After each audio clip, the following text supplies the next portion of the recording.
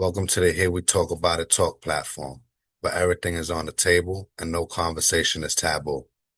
The purpose of this platform is to engage with complex and often overlooked topics through thoughtful and honest conversation. This may be done through panel discussions, individual reflections, or even debates. It depends on what best supports the conversation. Through these talks, I hope to encourage critical thinking in community members, providers, organizations, funders, and anyone in a public service capacity. These discussions will focus on real-world issues, public health history, current events, and will be engaged with a harm reduction approach, centering dignity, nuance, and the understanding that everyone is worthy of being heard and seen. The goal is to create dialogue that is relevant and meaningful for anyone wanting to listen, learn, and engage with perspectives that are often left out of mainstream conversations. All statements and opinions expressed during this podcast are solely those of the individual participants and are made in their personal capacities. They do not constitute and should not be interpreted as the official views, positions, or endorsements of any employer, agency, organization, or institution with which the participants are affiliated. Furthermore, the Here We Talk About It platform is not connected with the facilitators or the current or future guest employment or leadership spaces. Everyone comes into this circle as themselves. I ask everyone to come with good intentions. That means please do not harass anyone. Try to find space to learn from people with diametrically opposing perspectives than you. Hold no judgment, and please feel free to engage with each other and network in the chat. Please be mindful that these sessions will be recorded, and while I will not be sharing any chat history with anyone, it is always a possibility that someone can share your views outside of this space, so it is best to be mindful of what you put into the atmosphere. Lastly, these sessions will be free, but donation requests will appear. Feel free to donate and support. Here we talk about it and or any participating guests as they are taking time out of their personal lives to educate and spread awareness to the community. Be safe and enjoy the conversation.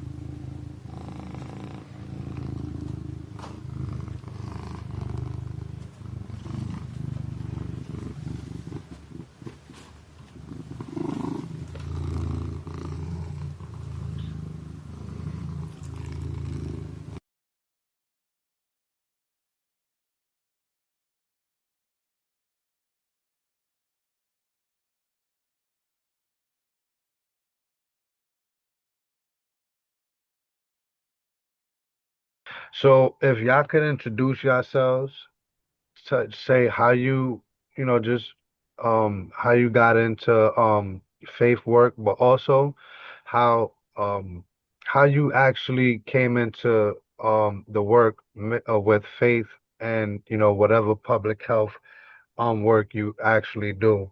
And then the icebreaker, Father's Day.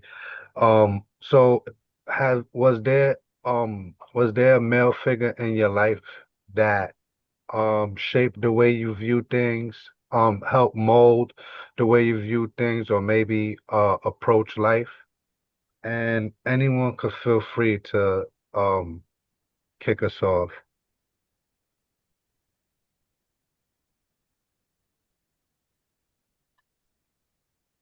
And I can start off. Hello, everybody. I'm Elder Ryan Jones. Everybody know me as Elder Ryan Restored Jones. But I'm glad to be here. I'm thankful to for my brother here, Jose.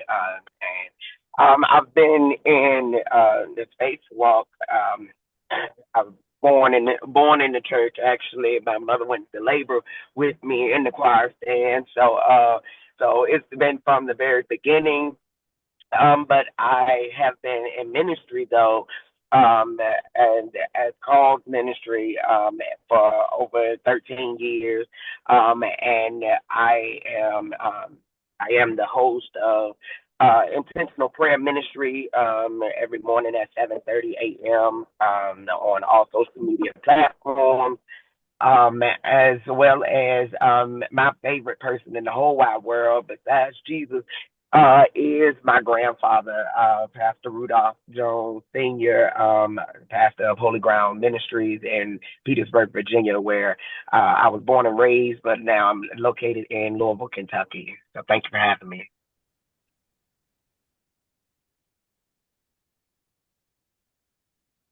Well, I mean, I guess I can go next. So my name is Justin Blair. I got into ministry. Uh, well, I had my own lived experience and went in or started my recovery journey in 2013. And I fell in love with Jesus shortly after I got out of treatment. I didn't grow up in the church, and so I mean, my dad took us to like Catholic church on Sundays for as long as he could, till we got old enough to fight back. And so he, or not he, but I fell away from the church. I didn't really understand anything about it, and when I met my wife, she was actually the one that introduced me into the church, and I was actively using drugs at the time. And long story short, I went to treatment. I was going to church when I went into treatment, but I wouldn't say that I was following Jesus or had a relationship with him at the time.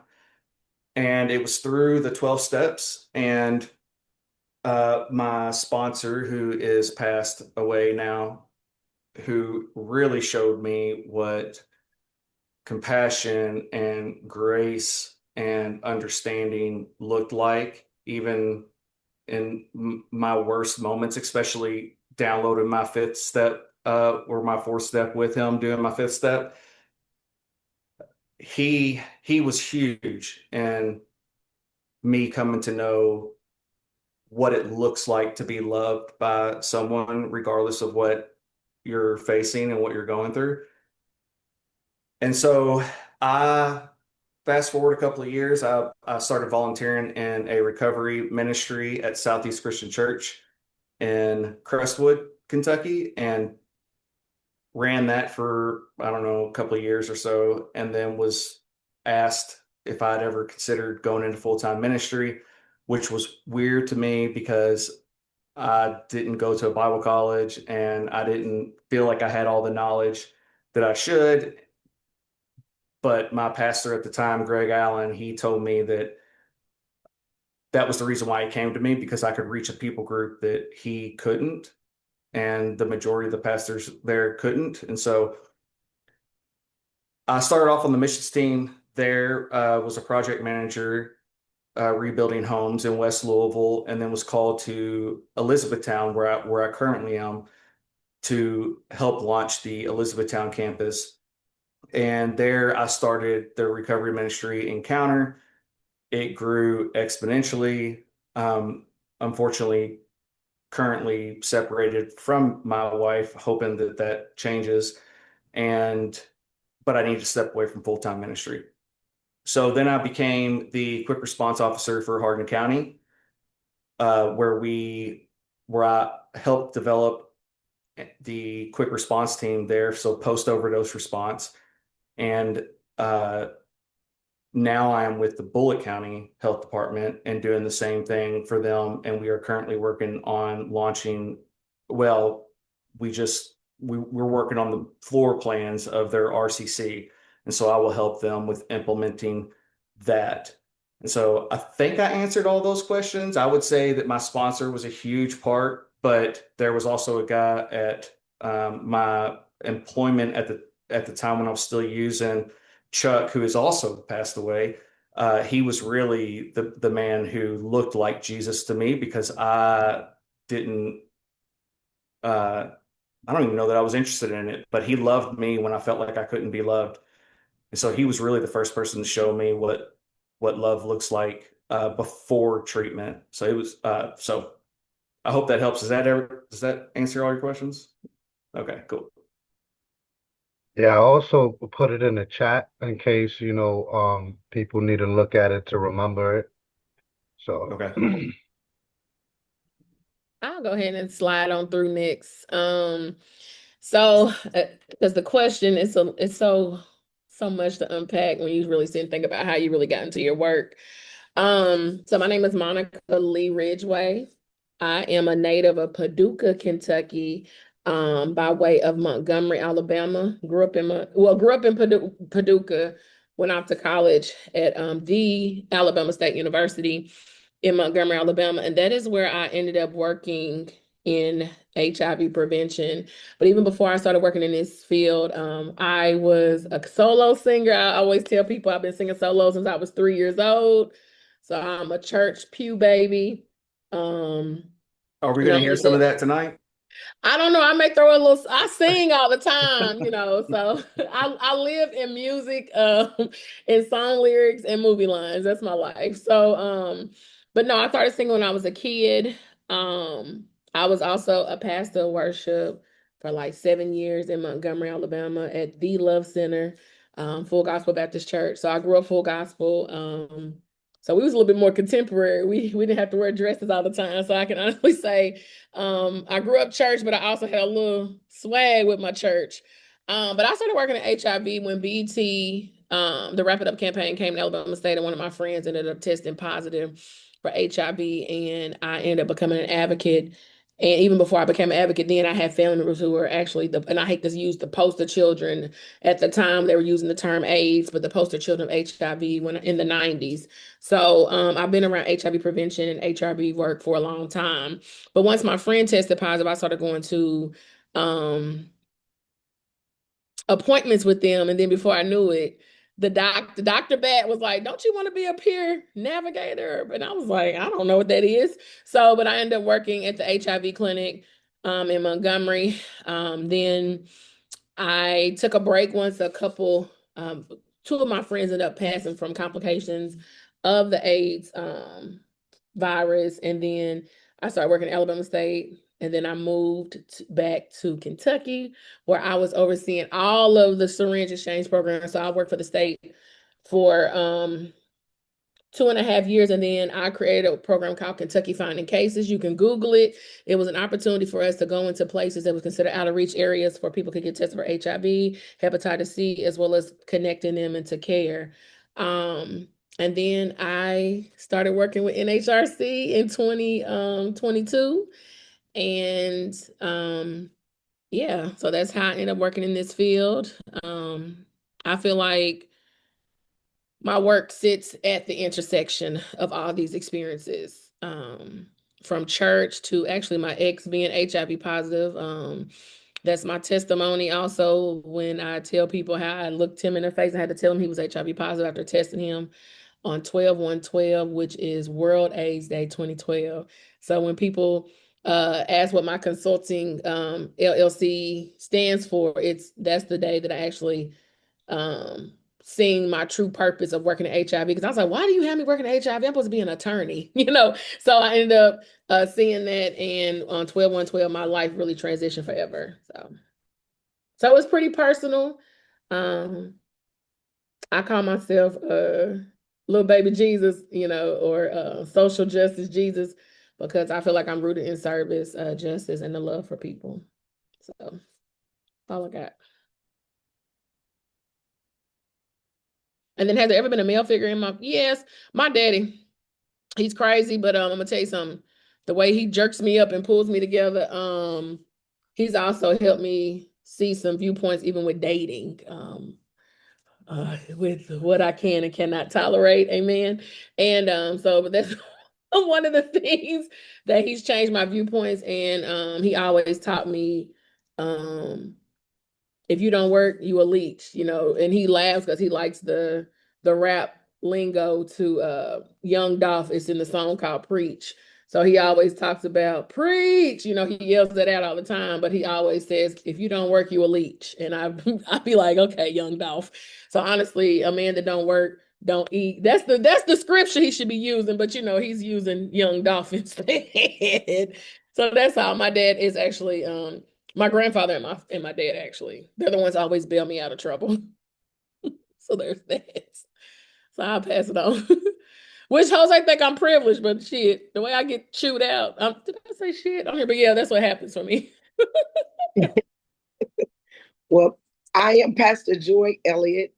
I've been in ministry for many, many, many years, since the age of 18.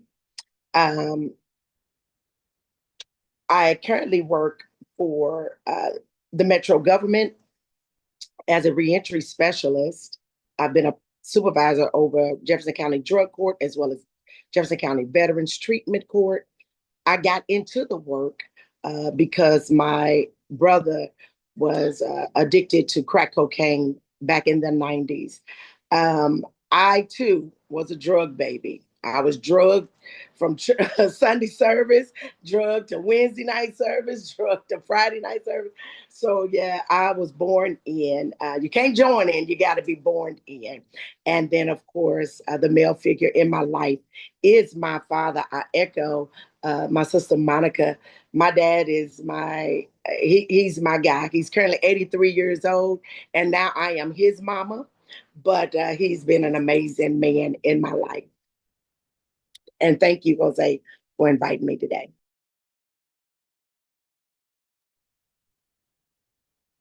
My name is Father Charles Myers, and currently I am the Associate Dean and Missioner for Outreach and Evangelism here at Christ Church Episcopal Cathedral in Louisville, Kentucky.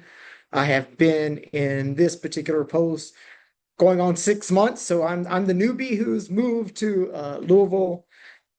But I too was born into the ministry. My father was an old school Pentecostal preacher. I tell folks, if you kind of want to see my childhood, watch an old movie by Robert Duvall called The Apostle. Just go back and watch it. It's an independent movie. It's just, yes. I started preaching when I was 4 years old. If your daddy's a preacher, they're going to find out which one of his kids has the gift. And it was a Wednesday night in a small Pentecostal church in 1986 in southern Georgia, Cairo, Georgia, to be exact. And I had 5 minutes to preach. And I went to my daddy and I asked him to help me, with what I should preach on. And my daddy told me, he said, son, if you've got the gift, pray and get it yourself. You will not be a daddy called preacher. And that's what I did, and was supposed to preach for 5 minutes and went for 20. They had to sit me down. So they discovered I had the gift. And then when I was 6 years old, one of the poignant times in my life was I was in kindergarten, and I was one of those preacher's kids who liked to wear a little suit jacket to school. I was one of those kids. And my bus driver asked me to preach at her missionary Baptist church. I was 6 years old. They had the communion table, do this in remembrance of me, that communion table. That was my pulpit. I opened up my Bible. My brother, who was 8 years older than me, said, you have been hustling folks for a long time. I said, what do you mean? He said, folks thought you could read. I memorized. I said, I knew Jesus was talking. It's in red. And I preached the sermon, and I remember the pastor said to me, son, you have earned your right to sit with the deacons. I was on the other side. And I knew that was something special then. And I remember hearing the preacher, and I said, Lord, we holler in the Pentecostal church, this man sings his sermon. And it touched me in a way that planted the seeds of doing race and reconciliation, especially in the church and in the community. That really shaped me. And then probably my third experience, the reason I became a priest is that my step grandfather was Roman Catholic. And he used to take me to church with him. And I fell in love with the liturgy. I fell in love with the ritual. And for him, anything that was non-Catholic was Baptist. So I became Baptist because my grandmother was Baptist. And he told my father when my father was alive that we're going to make your son an altar boy. And my father, in very Pentecostal fashion, said, if that happens, he'll be a tongue-talking altar boy. But I look back over that experience and said, my father didn't know what he was prophesying at the time, because that's basically what I became, becoming an Episcopal priest. And part of that journey of ministry, and this kind of dovetails with my call into kind of public health and recovery, as well as my call into the priesthood, is when I was 11 years old, my father was diagnosed with AIDS. This is 1993. And we noticed that he had gone full-time in the ministry. He was always bivocational, but he had gone on the road to be an evangelist, and he had lost a lot of weight. He was always a big guy. And my father put that up to prayer and fasting. My mother, who was a nurse, said, yeah, not enough prayer and fasting will make you lose that much weight. And he started talking about he was blacking out behind the pulpit. And we found out that he had contracted HIV and AIDS. The story he told at that point was that he was working in the funeral home business. They weren't wearing, proper gloves and everything, and fluids came out, and that's how he got it.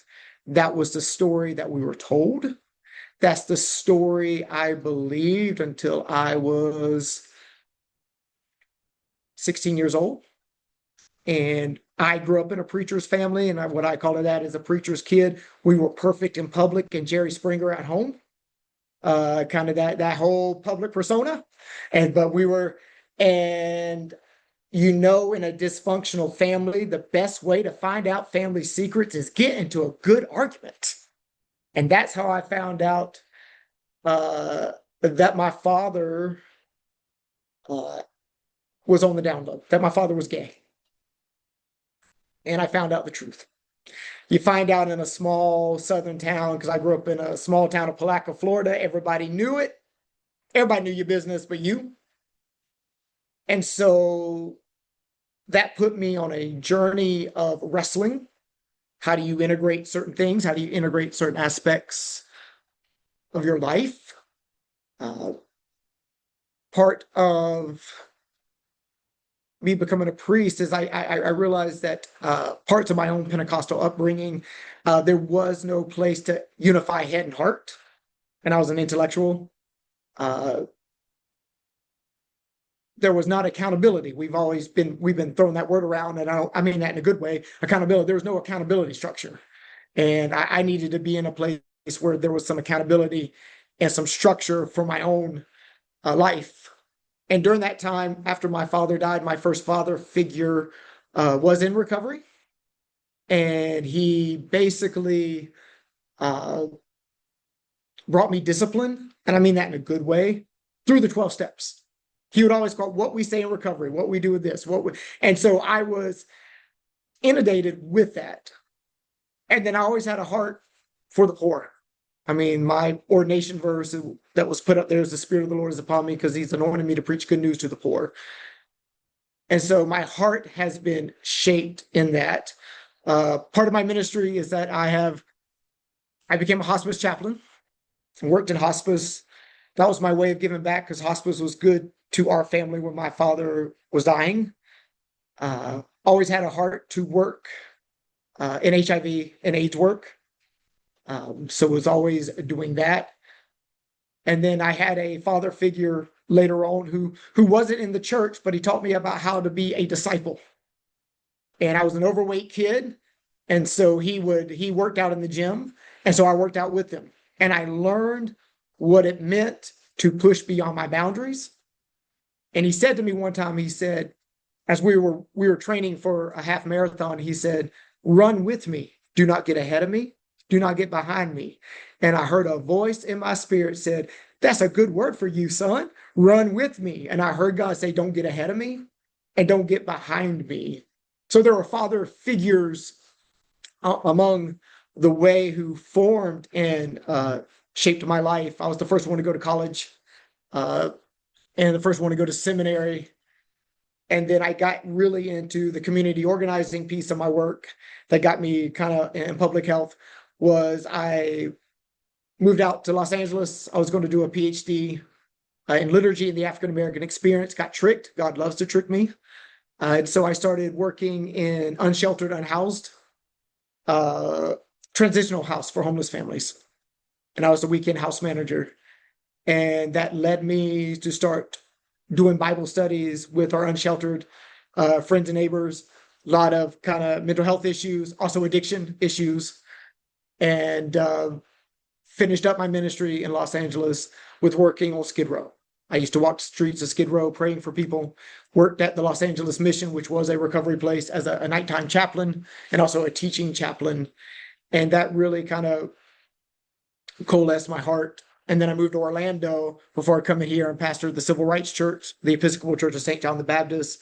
We had the longest running NA group fellowship in Central Florida, basically, that met at my church. They were together for 30 years. They met 25 of those years at our church. And I appreciated the honesty of being real and being raw. And I'll share, as we're conversation, I'll share stories. But right before I left and came up here, I had to go part-time at my church, financial things, older congregation, COVID just finally came together.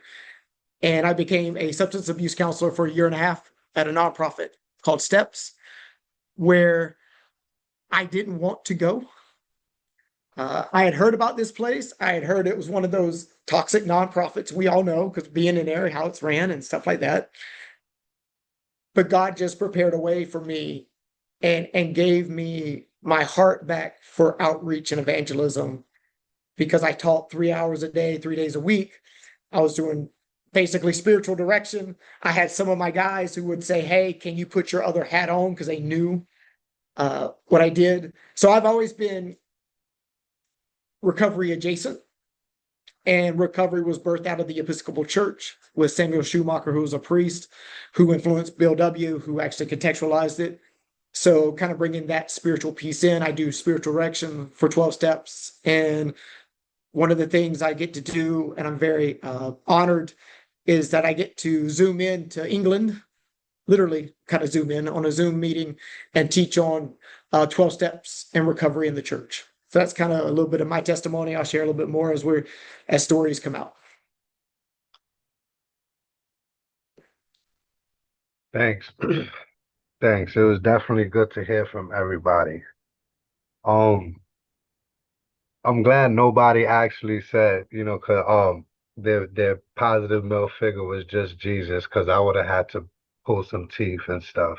So, um, yeah. Hmm.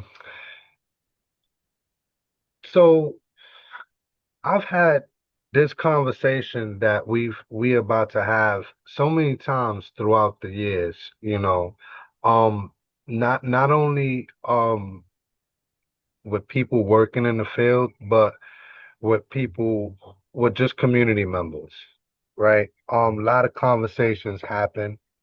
Um, and my thing is this, there's people who believe that politics or public health and um really spirituality, but specifically the church, uh, don't really mix well because of personal beliefs. And then not everybody basically is a believer of the church. Um, and maybe they are or have experienced their own harms, or things that make them concerned. Me personally, I like to say I like to say I'm not neutral, but I'm definitely not opposed to any I'm not opposed to the church being a part of politics or public health, as long as there's also an avenue. For instance, um I believe that everyone has a role, right? So that's one. But then two, in harm reduction, we say something like we meet people where they at. And a lot of people take that like a grain of salt. Um, they take it very lightly. But to meet someone where they at means not to throw your expectations on them. And I've been working in harm reduction 15 years. 15 years. Um, and I saw what happens when you do throw your expectations on people. And I saw good and bad on that, first of all. And I also saw good and bad on when um with people's personal autonomy. I say it like that.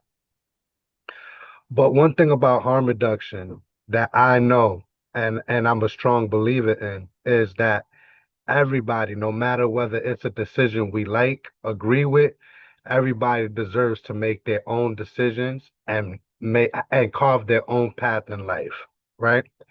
Many times, and I was a part of a lot of missionaries like the Bowery Mission, um Macaulay House, um Rock Orlando in Orlando, where I saw the good. I saw where, they actually, this is why I say I'm not opposed, right? I do have my opinions though, but I saw the good, what good can come from someone who actually takes the word and applies it to life, right?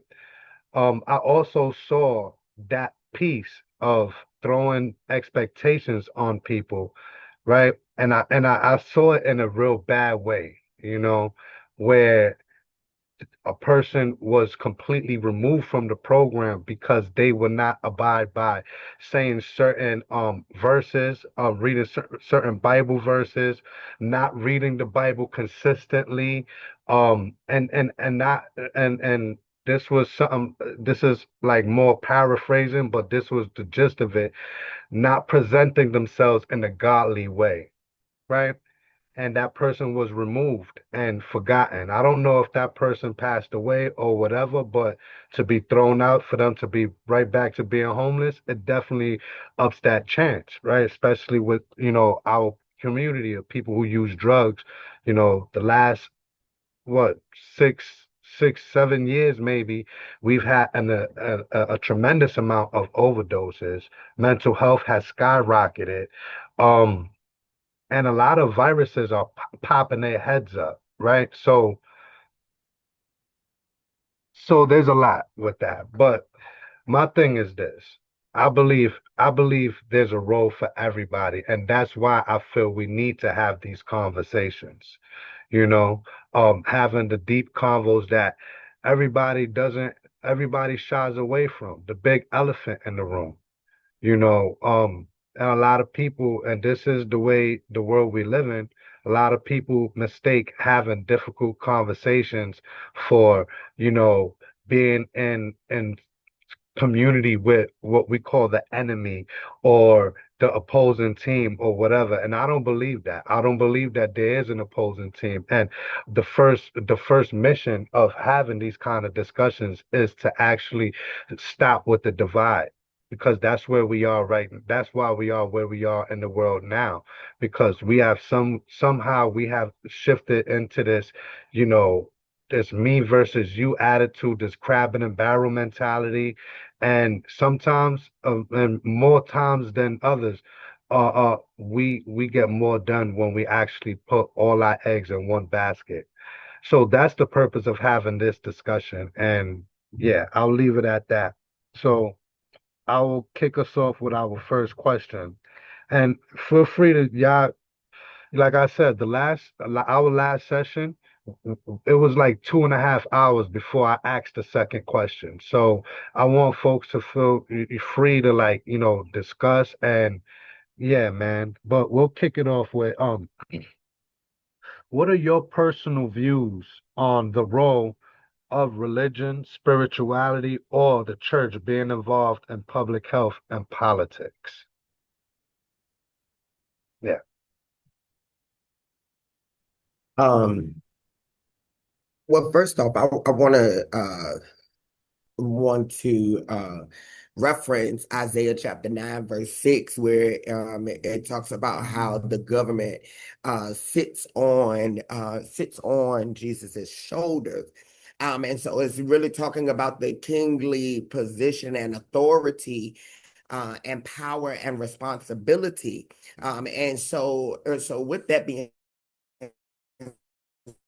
said, uh, Jesus holds the ultimate dominion over all human systems, all of the governments, and even the entire universe.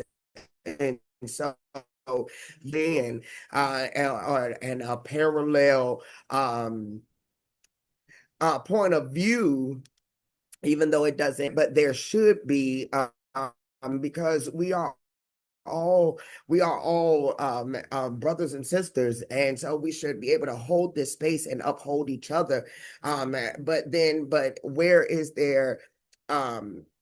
There also comes the part of where there has the politics of the church may want to separate the two because of it not being um some may believe that there should be just straight abstinence, and then there are some that believe that there is a process to this, and then trying to mix the two, because the government, we all know, and I'm sure we all love the government, uh, and so with that, I mean, there has to be a control system, but even all in that, there still has to be some way, some shape, form, or fashion where there should be a blend, and could be the two should be able to coexist, without with clear understanding of both sides.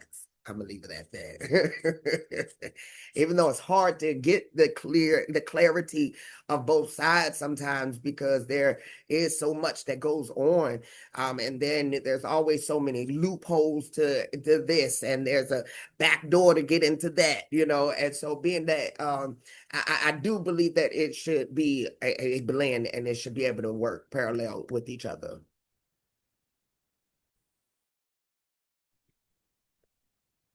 I'm gonna interject or add my thing a little bit to what Elder Ryan has said. I really believe, even if I don't crack a scripture on this topic, I kind of look at the surface part of how I believe that religion and spirituality and even faith communities can play an important role in public health. So I have public health background as well as church background. I think because these they're because the church and public health and they're often supposed to be trusted institutions within communities. Um, I look at the history. Even if I don't talk about, I'm gonna talk about the civil rights movement, but when I think about the history of like how many churches have historically provided food, shelter, support, you think about advocacy. Because when you think about advocacy, I am in Alabama again, but in the heart of Montgomery, you had people like John Lewis, you had Ralph Abernathy, which is where some of the buildings are named after in those great places. But outside of even support and advocacy, um, there's a sense of belonging for people who have been marginalized before we knew that was even a word. So I think even at its best, I think about how churches and faith communities or whatever you want to call it now um, have been proven and can also help bridge the gap.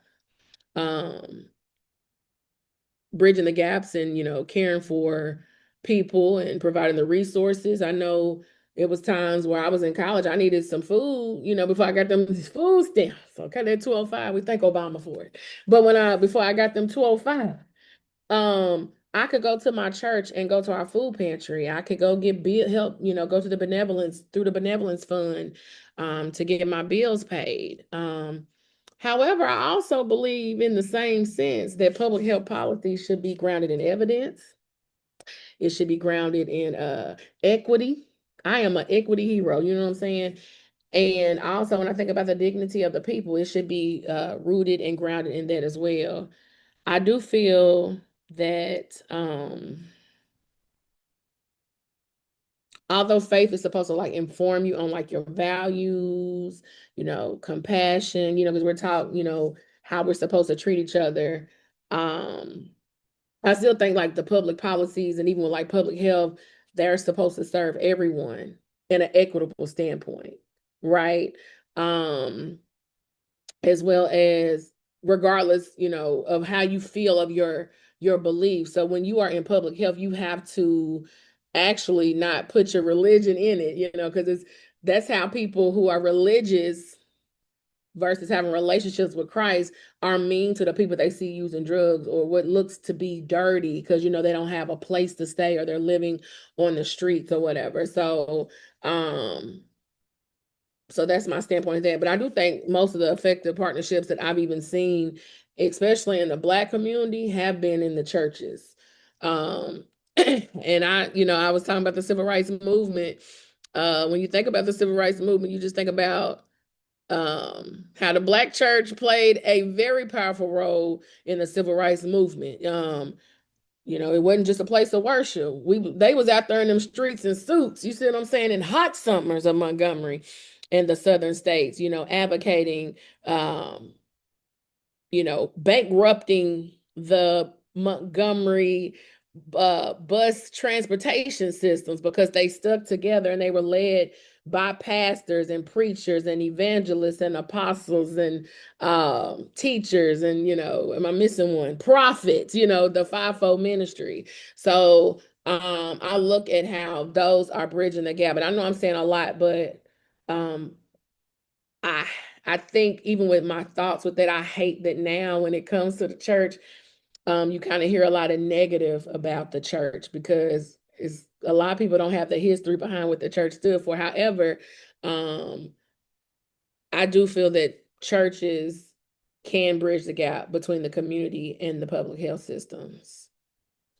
So Yeah, I agree because during them times you was talking about the churches was protecting people too, so the police wouldn't dare break down the church's door, and um. But also, I look at like how you said they don't know the church history. A lot of people do, and the history don't matter, right? Because mm, that happened then. What about now? Kind of. It's the same thing as when we talk about like harm reduction by itself. Like we know the history of all the advocates, even some of them still alive now. But the way they approach things, the way they look at things, even our people now, does it matter that they did good? Does it eliminate everything else that's going on or the history that followed it? You know what I mean? but I will say the difference between now and then, Jose, and I'm glad I love it, but between now and then type conversations. I've been on MySpace, Black Planet, Facebook, Instagram, TikTok, Pinterest. That's the difference between then and now. Now somebody's gonna have their phone out recording stuff, even in churches where they're only creating sound bites, but not the entire sermon. Okay. So a lot of times what's then and now, you know, the church has and is still pushing injustices, pushing against injustices and pushing and advocating and pushing for healing and things like that. Now, is there some harm with some churches? Absolutely. It's also some harm in our families as well. You know what I'm saying? So that's the reality of it. It's also some harms within our friend groups. You know what I'm saying? But even with that, I've had an opportunity where I'm always the one that gets in trouble once I say in the church because I'm the one that's going to say, hey,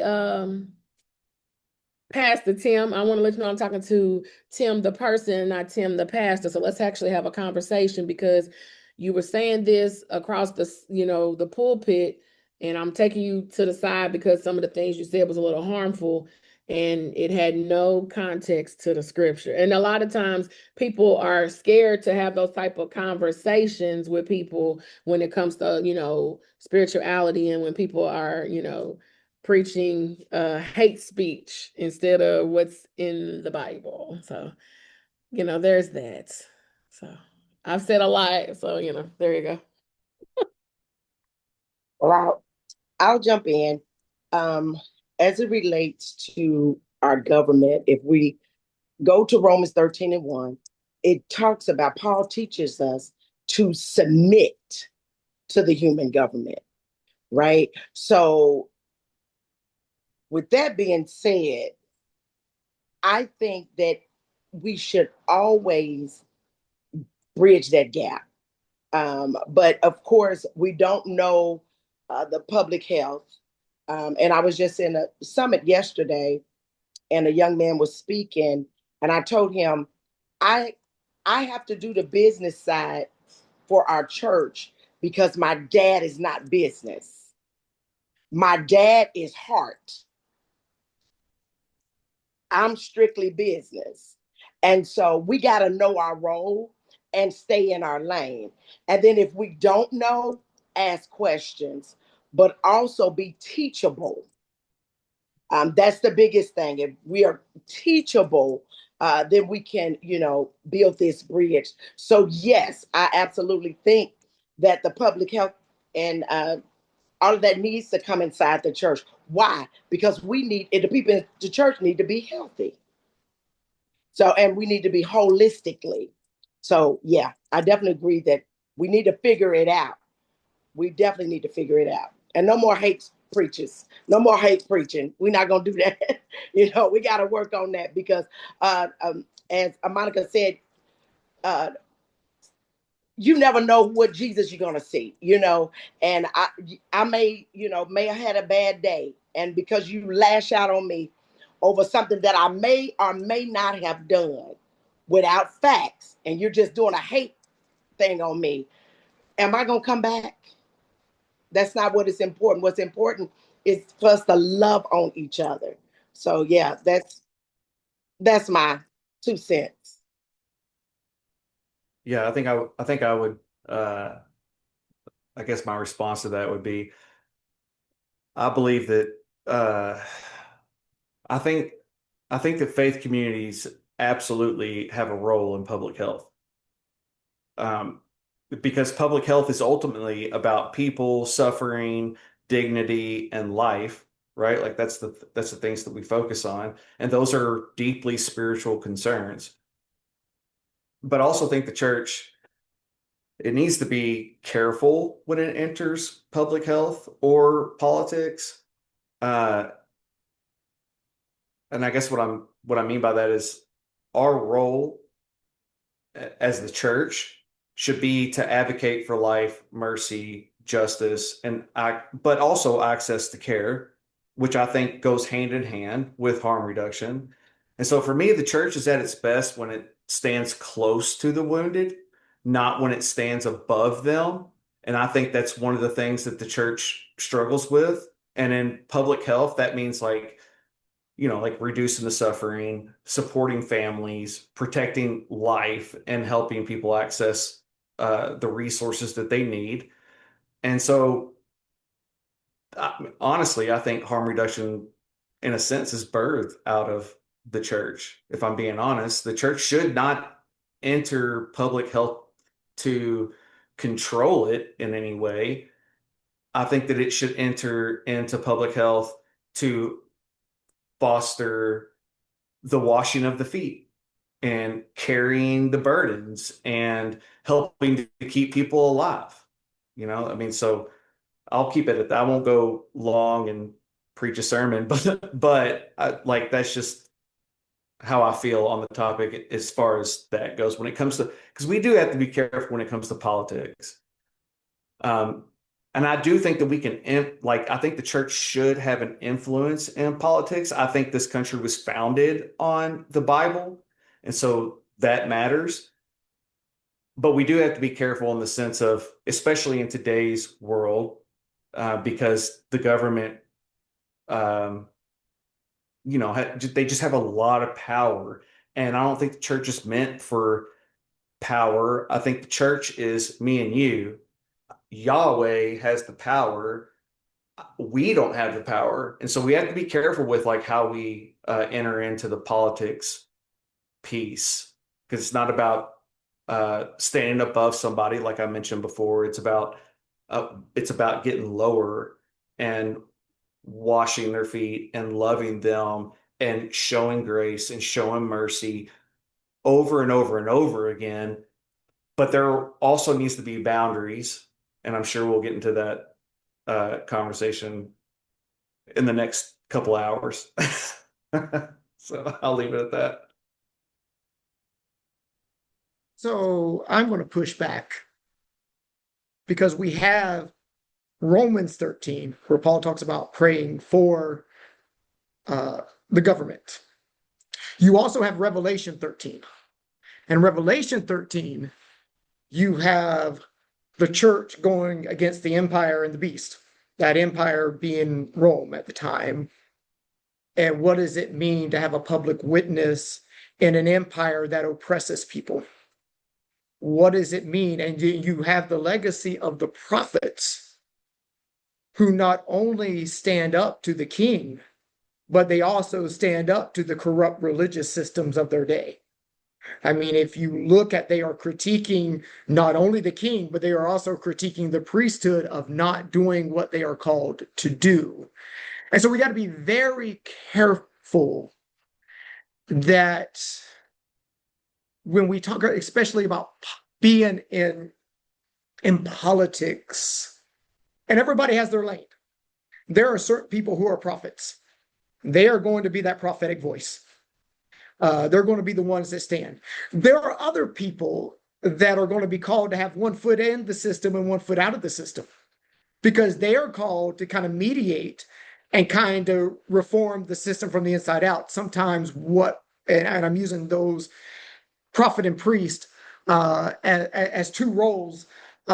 And what we have is, even in some of our discussions, the prophet is against the priest, saying, hey, you should be doing more talking and fight the power and let's go protest. And the priest is like saying to the prophet, however, somebody needs to stand in the gap and intercede. Somebody needs to be in those spaces to maybe not talk truth to power publicly, but in private conversations. Hey, you need to have that. So I think we always, as the church, need to keep those things in tension. Because now we have, plain talk is easily understood, as my father used to say. We are now in an America where the church, American Christianity, has been hijacked by the government, and that we don't have a Christianity. We look more like the Roman government, and we have a Roman, and what I mean by Roman, in the sense that the empire has taken over. So now we have a weaponized Christianity. We have a Christianity that the unholy trinity and alliance is white supremacy, white nationalism, and white evangelicalism coming together. And so when people see the church, they don't see us having nuanced conversations like this. What they see is that. Your Jesus is that Jesus. Your Jesus hates me because you told me that Jesus does. And it's not the Palestinian, Jewish, African Jesus of the Bible. It is not the Jesus of the scriptures. It is the Jesus of the American dream, so to speak. It is the Jesus of nationalism. It is the Jesus where the white way is the right way, the American way is the Jesus way. And we are called as the church to take a step back at times and call out both sides of the aisle. We are called to speak truth to power on both sides of the aisle. And when it comes to public health, the church has always been there. Even in the early centuries, you have this virus, you have this plague that breaks out. And the Roman government writes about this, where when this happened, all of the people who were non-Christians left the cities. They ran because they didn't want to get sick. Do you know who stayed in those cities?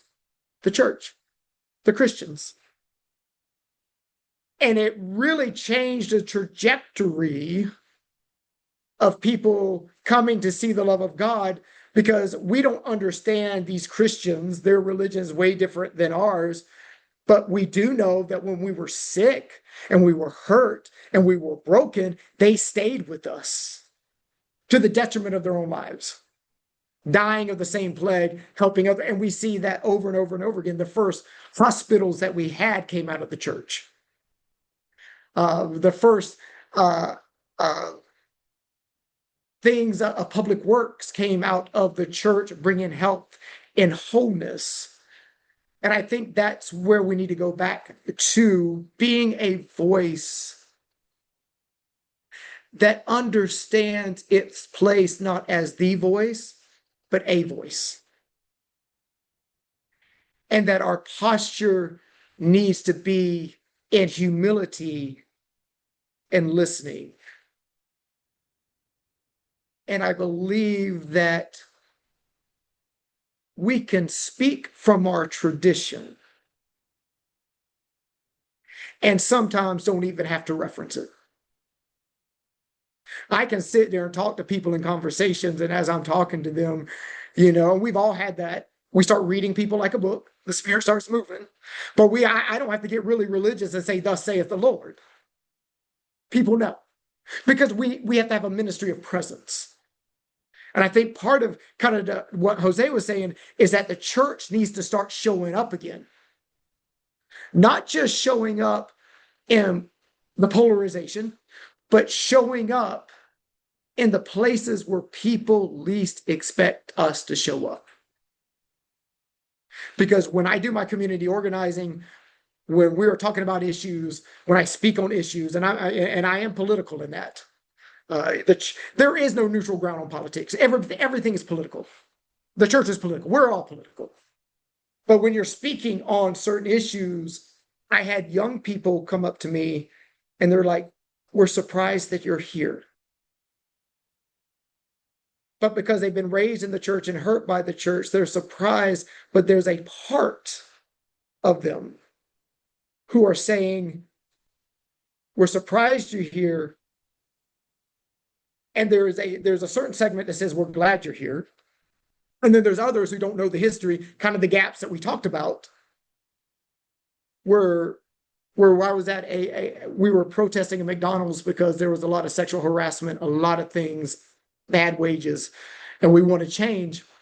And I remember hearing this young person going, "Why is the church here? And why are they praying? And all this, that, and the other."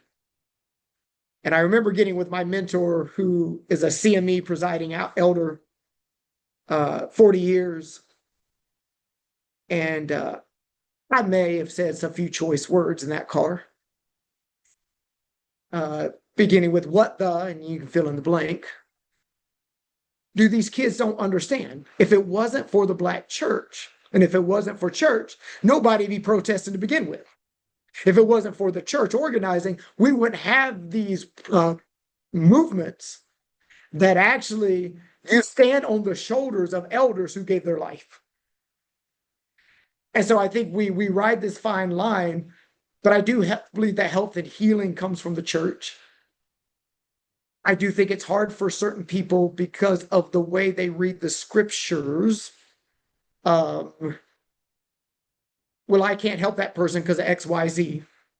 They look down on that person. And so I think it is incumbent upon us to have these conversations,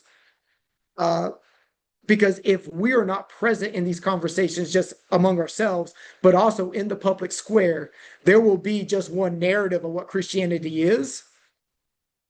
And people will believe that if we don't stand on our convictions. No, I agree. And I don't know what it's like in well, we have Kentucky, well, only Kentucky and Alabama. I don't know what it's like out there, but in New York, I'm gonna say the state because even now I've like I don't see it up here in Buffalo. I'm from New York City, but I've never seen the church go out and outreach, like pass out like different supplies, actually mingle with the community, right? So with that said, right, if that's not a norm, and if there are churches that we know we can't, the exception is not the rule, and that's how I view things. But with that said, right, that's also one of the reasons where I tell myself, well, yeah, nah, well, how can the church, and how can they go into politics, right? If they don't even know what the community wants and needs, right? Where there's only a door there and it's a come in, as you are. When once again, harm reduction, we talk about actually going there, meeting people where they are and not leaving them there, right? How can we actually get into, creating policies and being in leadership spaces that affect the community if we don't even spend the time in the community to talk to Ray Ray and Papito? You know what I mean? Like how can we actually say that we could do that? Now yes, and that is what I was saying, Father Charles. There was a time I did see it. Once again, the Bowery mission was really good with that at one point.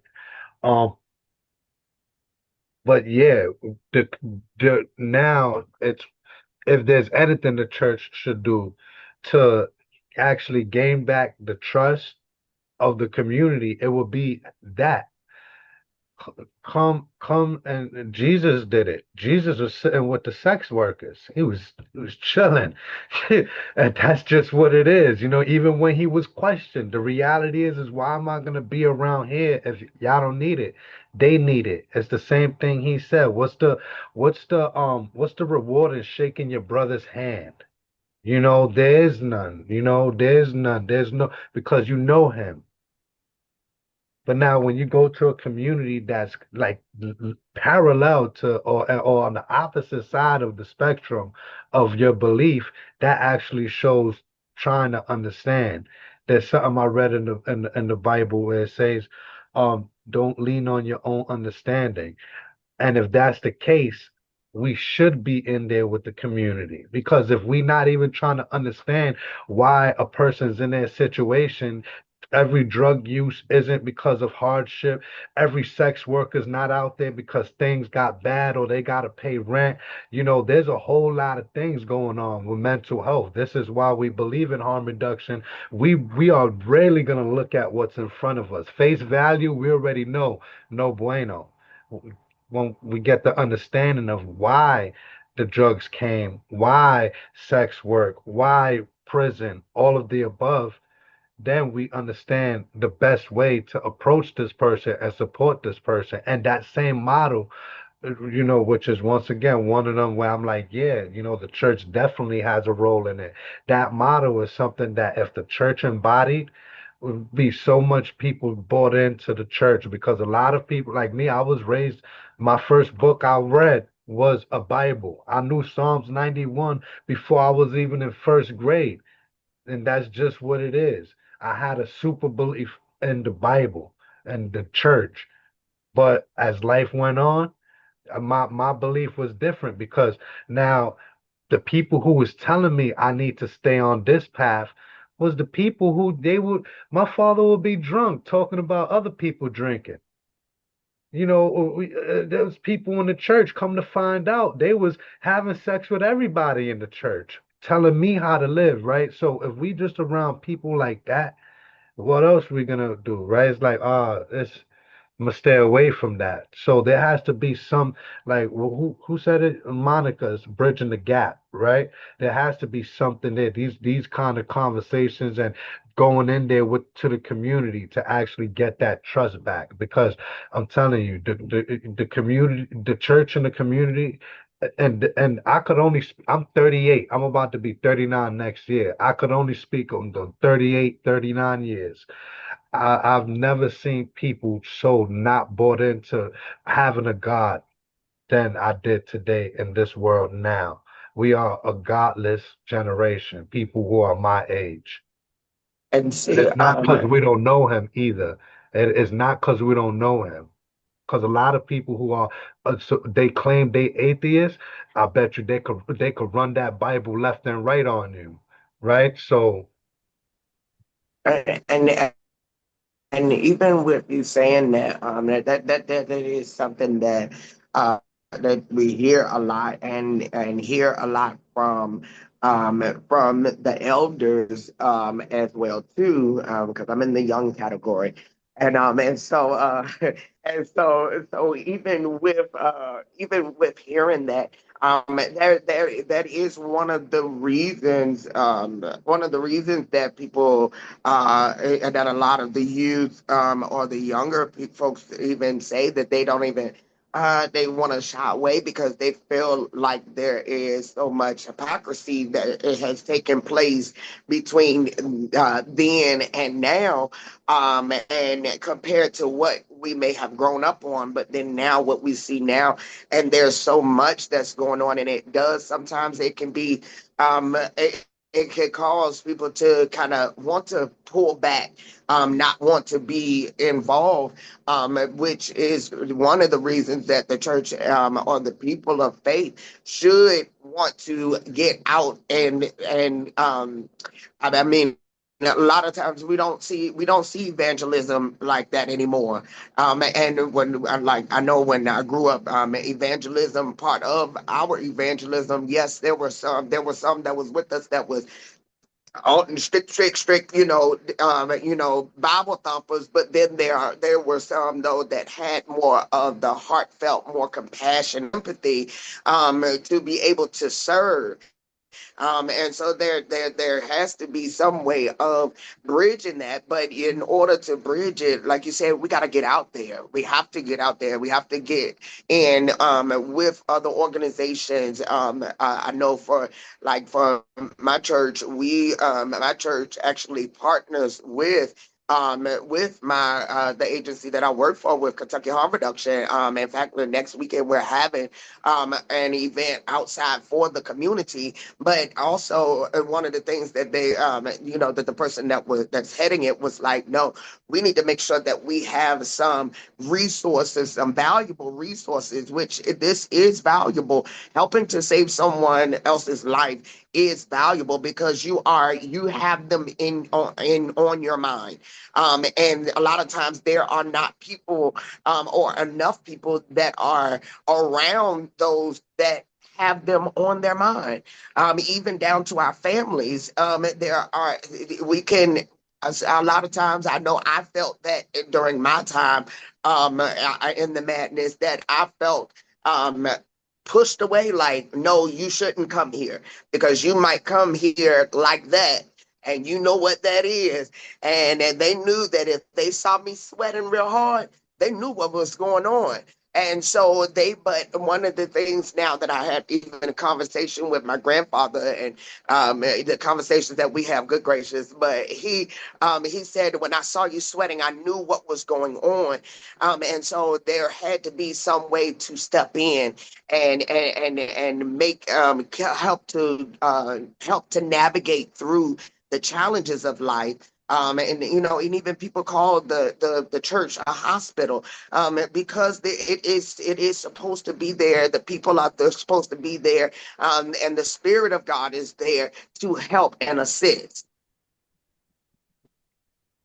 So I want to say something real quick. So I'm glad that you said that you all are going to be in the community, which the Louisville community, especially Newburgh and even the West End, was part of and Smoketown was part of the communities that we were servicing with Life Development Corporation, because at the time Kingdom Fellowship was downtown, which was literally right across, like down a couple blocks away from the new Kentucky Harm Reduction office, as well as like through the alley of the Surrender Exchange program.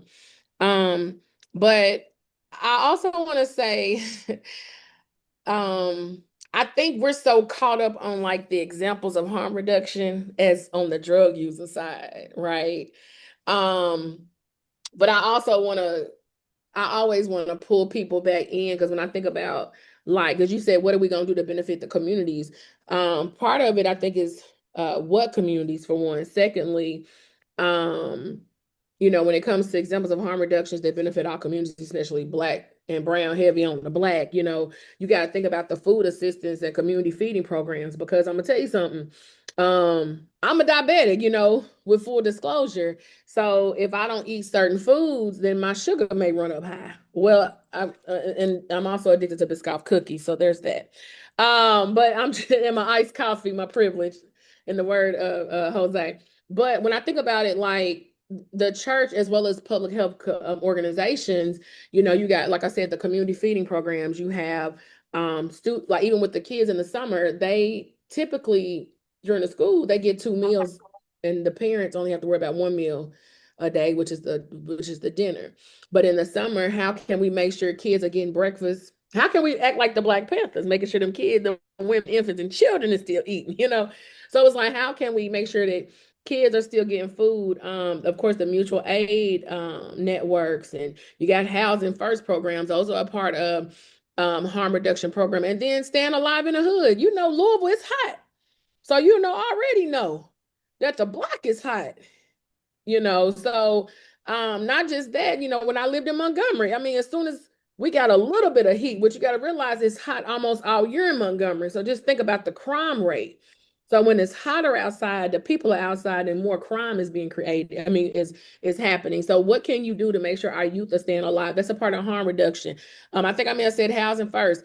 When the heat go up, people can't live outside on the street. Just like when it's too cold, they can't be outside. So that's a way of making sure that people are going to be able to have housing, as well as I'm always ride with the HIV prevention and sexual health services, HIV testing, because when you know your status, if you are positive, then you can get into services or get into care. And then once you get into care, then you can become virally suppressed or undetectable. And then when you know your status, then at the time it was 50% less people would test positive, but now it's like up to I think 75%, but by 2030 it's 90 90 90 90 across the board. Naloxone distribution, of course, we talk about that. And then I was thinking of mental health right now. We are pushing people are talking about mental health. You got a lot of people are committing suicide. And it's more embracive now. Like the kids are giving you their death date. How can we help our youth and, talk about what, suicide is? Because now they're like, hey, my last date is on 6/6/2026. Well, that's tomorrow. So what can we do to even start talking about mental health and community counseling programs? And then I think we always forget about like financial literacy and like economic empowerment, because if you don't have no money, you can't pay your bills. That's right. If you don't have no money, you can't go get no food.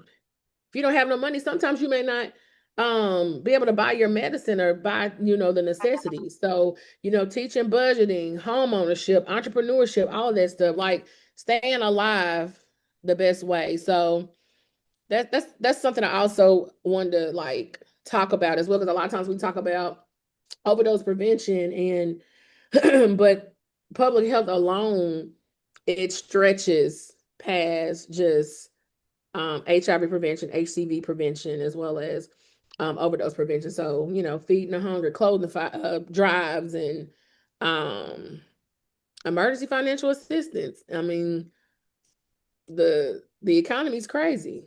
I always make jokes about how my rent went from $650 to $1,400. That may not sound like nothing to y'all, but $650 versus $1,400, and I didn't get no raise either. Okay. So those are some of the things that I just kind of wanted to bring back to how we helping the community and why harm reduction matters for the communities that we're serving, and like what all are we doing with that? So I also think that it is incumbent upon the church, because some of our organizations don't understand protocol. mm, And what I mean by that is when I was in my previous post, um, we were the historic civil rights church. We were known by the historic civil rights priest, Father Pender, your Father Pender's church. And when I started doing community organizing, we would have meetings at the church, and we would talk about uh, issues of health, issues of we had a whole mental health right before COVID. My God, thank God it wasn't a spreader, but it was like 2 weeks before we shut down. We had a whole thing on mental health in the African American community. And we had people from everybody was wanting to talk about mental health because we were in the church talking about mental health. And the church in the communities which we serve is still the gatekeeper. It's still kind of that authority where if it's okay with the church, it's okay. And that can work both ways. So if the church is talking against mental health, you don't need no mental health because you got Jesus, and not seeing it as holistic that yes, prayer works, but your prayer and a couple of pills might help you too. And expanding the way we look at healing and wholeness. And if you have the right churches and the right community saying, hey, we're for harm reduction in all its ways. Hey, we're opening up our church to have discussions on this and to have a resource fair, then that begins to show that the church actually cares, but it also shows the community that, okay, this is a safe place. Okay, I can start talking. But if we're not willing to talk about issues of sexuality within the church, I know I'm gonna go get in some trouble.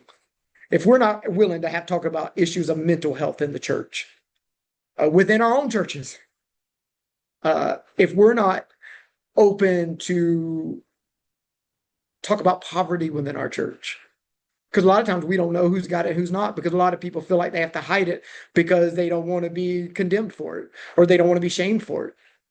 We got to start having this in-house conversations so to prepare ourselves.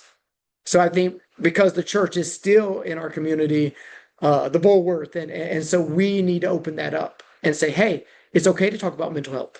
So it's okay to talk about sexuality. It's okay to talk about harm reduction. It's okay to talk about, not having enough food. And if we don't have the resources, have partnerships that we can send people to.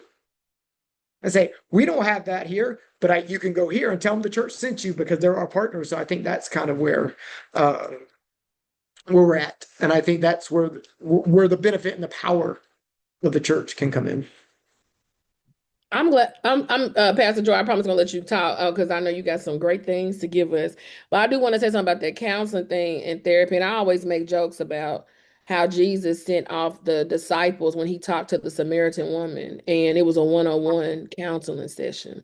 What? So when people talk about that, I always say, because I just got a new therapist, because I need it because I'm dealing with a lot of grief. And one of the things when I think about Jesus and the Samaritan woman, he was already doing what was unorthodox because he wasn't even supposed to be fooling with her. So that's dealing with marginalization of ethnicity. She was a Samaritan, and Samaritans and Jews were divided. She was also a woman, and that's her gender.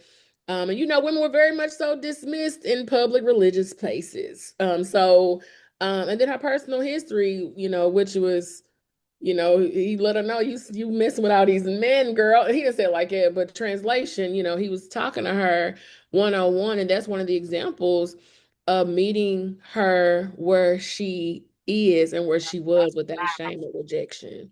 So a lot of times we don't really emphasize on how important those things are when it comes to how Jesus initiated a conversation with her instead of avoiding her and condemning her. Because a lot of times the church will avoid and condemn, what they see because it's kind of like a don't see, I can't see it, then I can't really address it. And then he engaged her directly. He,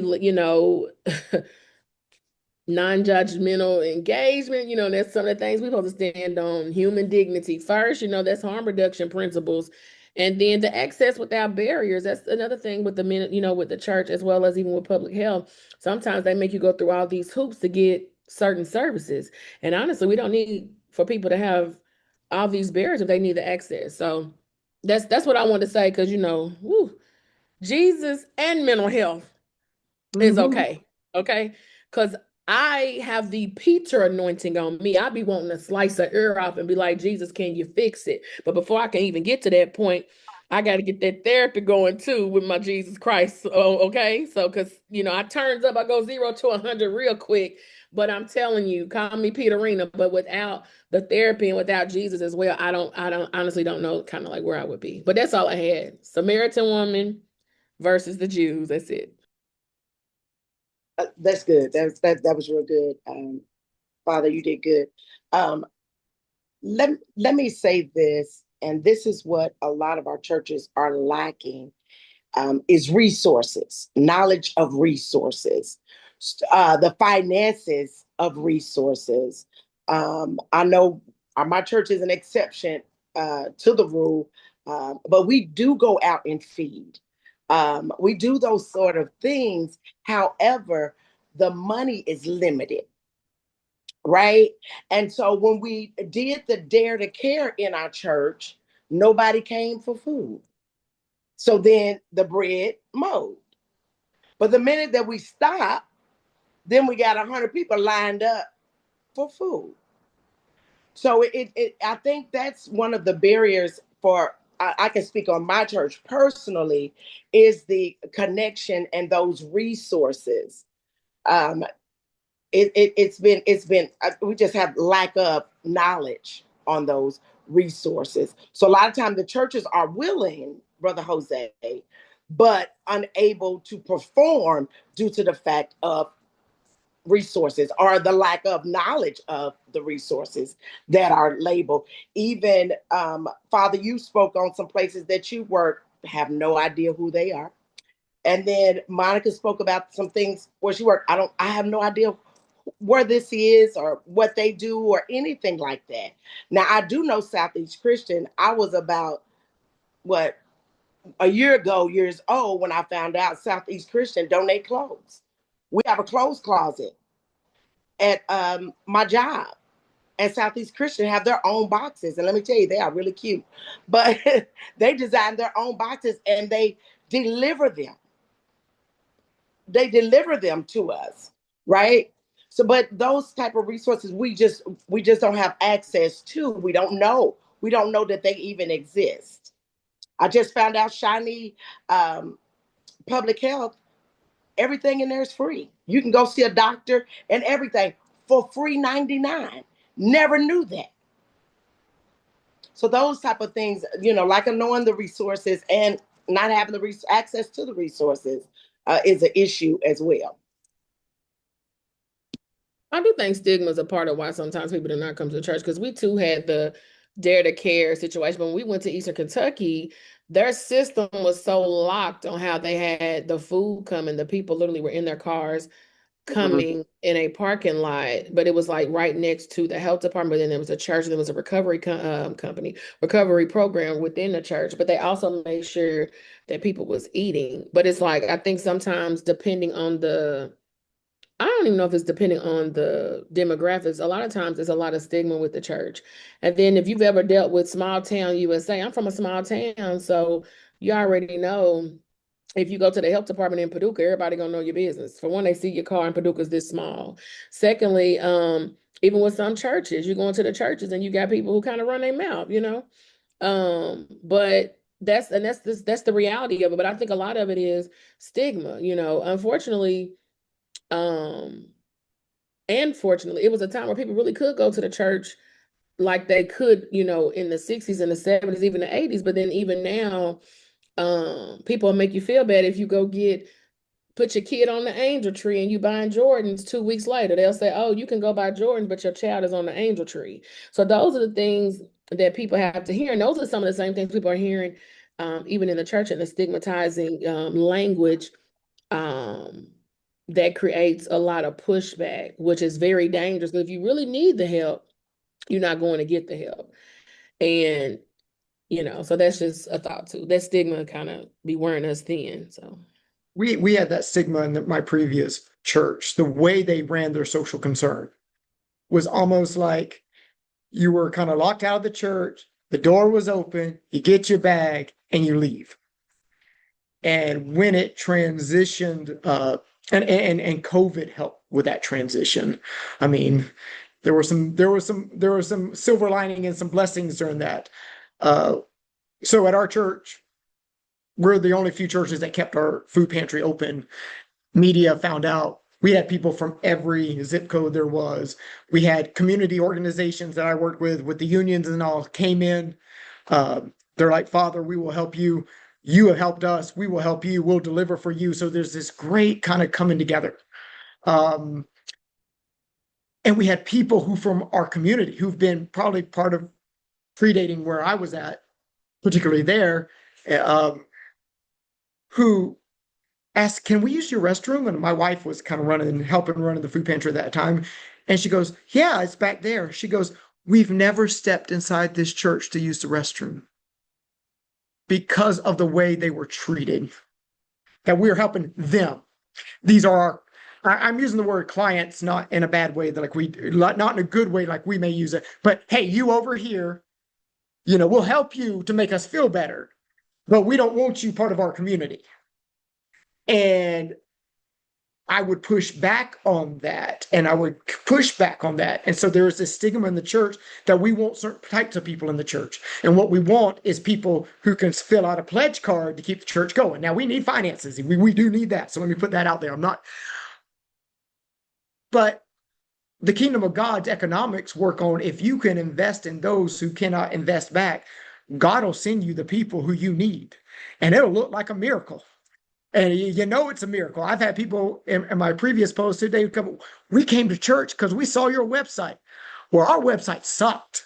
Let me just tell you, it was bad. I knew that was a miracle, and I knew that was God. But we don't understand God's economics. If you invest in the people who cannot give back to you, God will bring the people and the resources to you because he knows he can trust you. And so a lot of times within the church, the bottom line is butts, budgets, and buildings. And you need those things, but for what reason? Do you use your building as a place of resource so people can meet, so people can do that?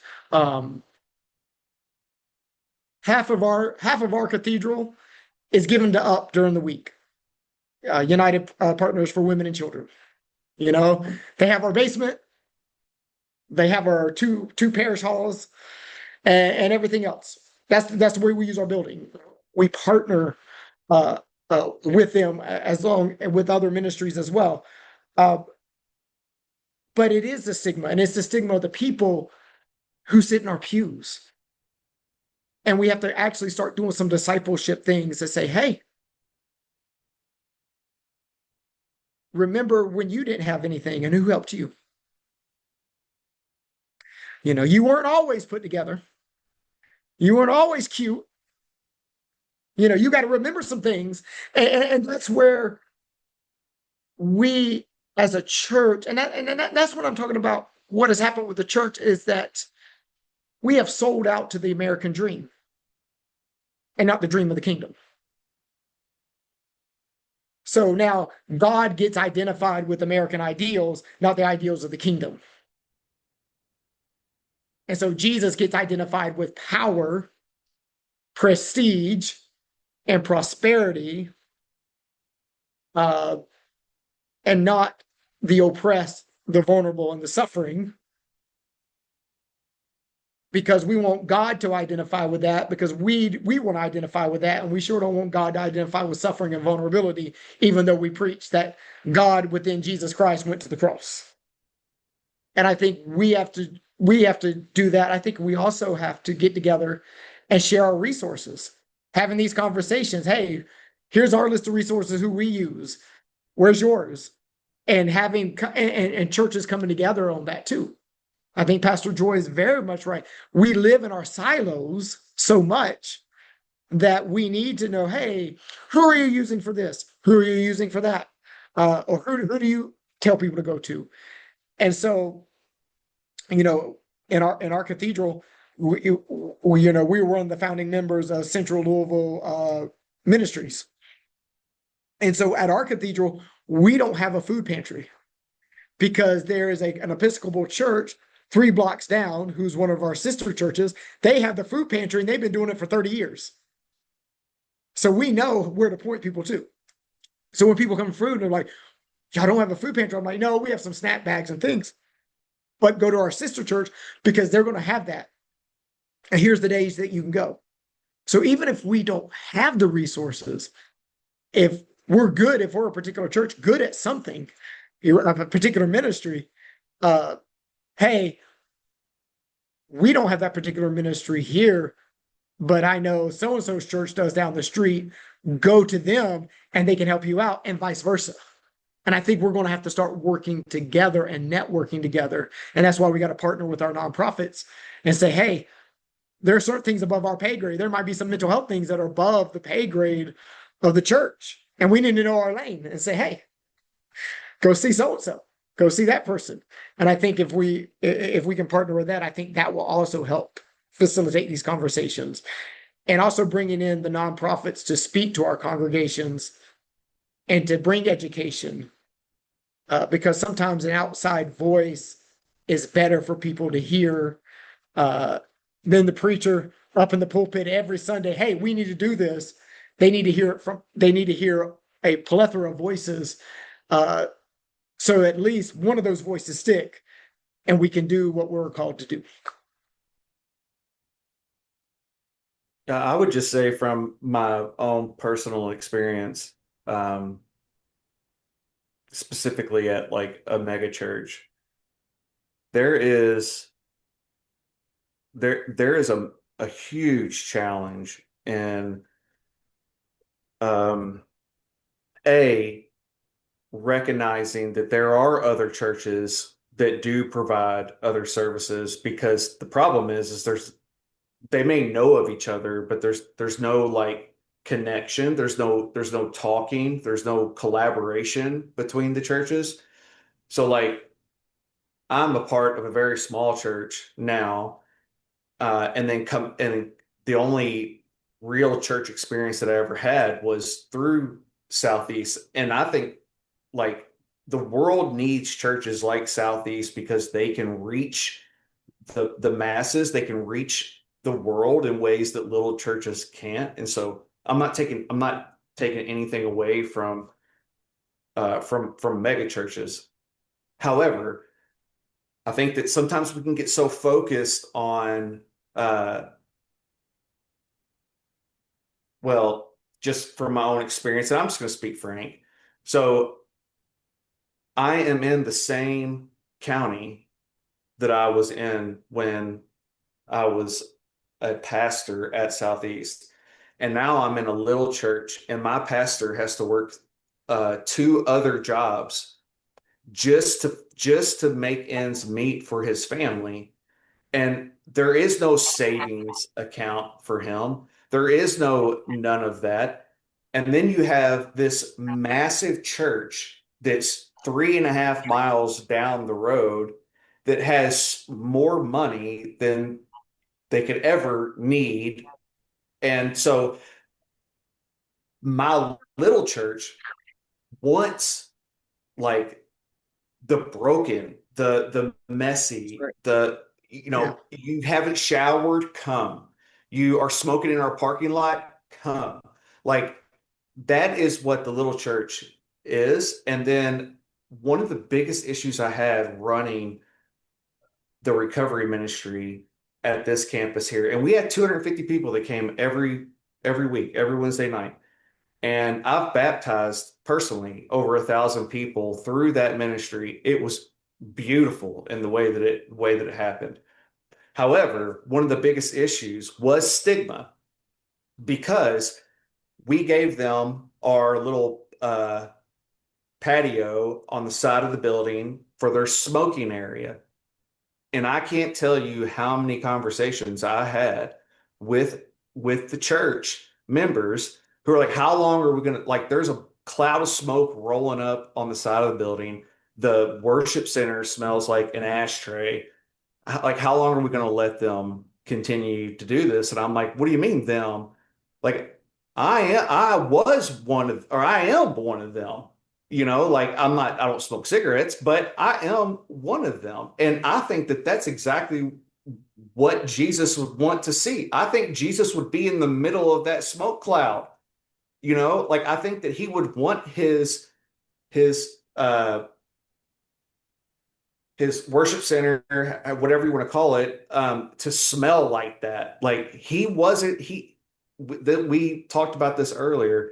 He even said, "I didn't come for those who don't need me, right? I came for those who were sick and who needed a doctor." And so he came for them. And so if our churches don't have broken people in them, if our churches aren't filled with people who are crying through service, who are going through hardships in life, we're doing something wrong, Right. right? And so I think that that's where harm reduction and the church really needs to meet, or where it should meet, anyway, is that because harm reduction focuses on keeping the person safe, healthy, long enough for them to experience hope and healing, right? And I think that that's where we mess up on the church side of things, is because we get like, oh, they're messy, oh, they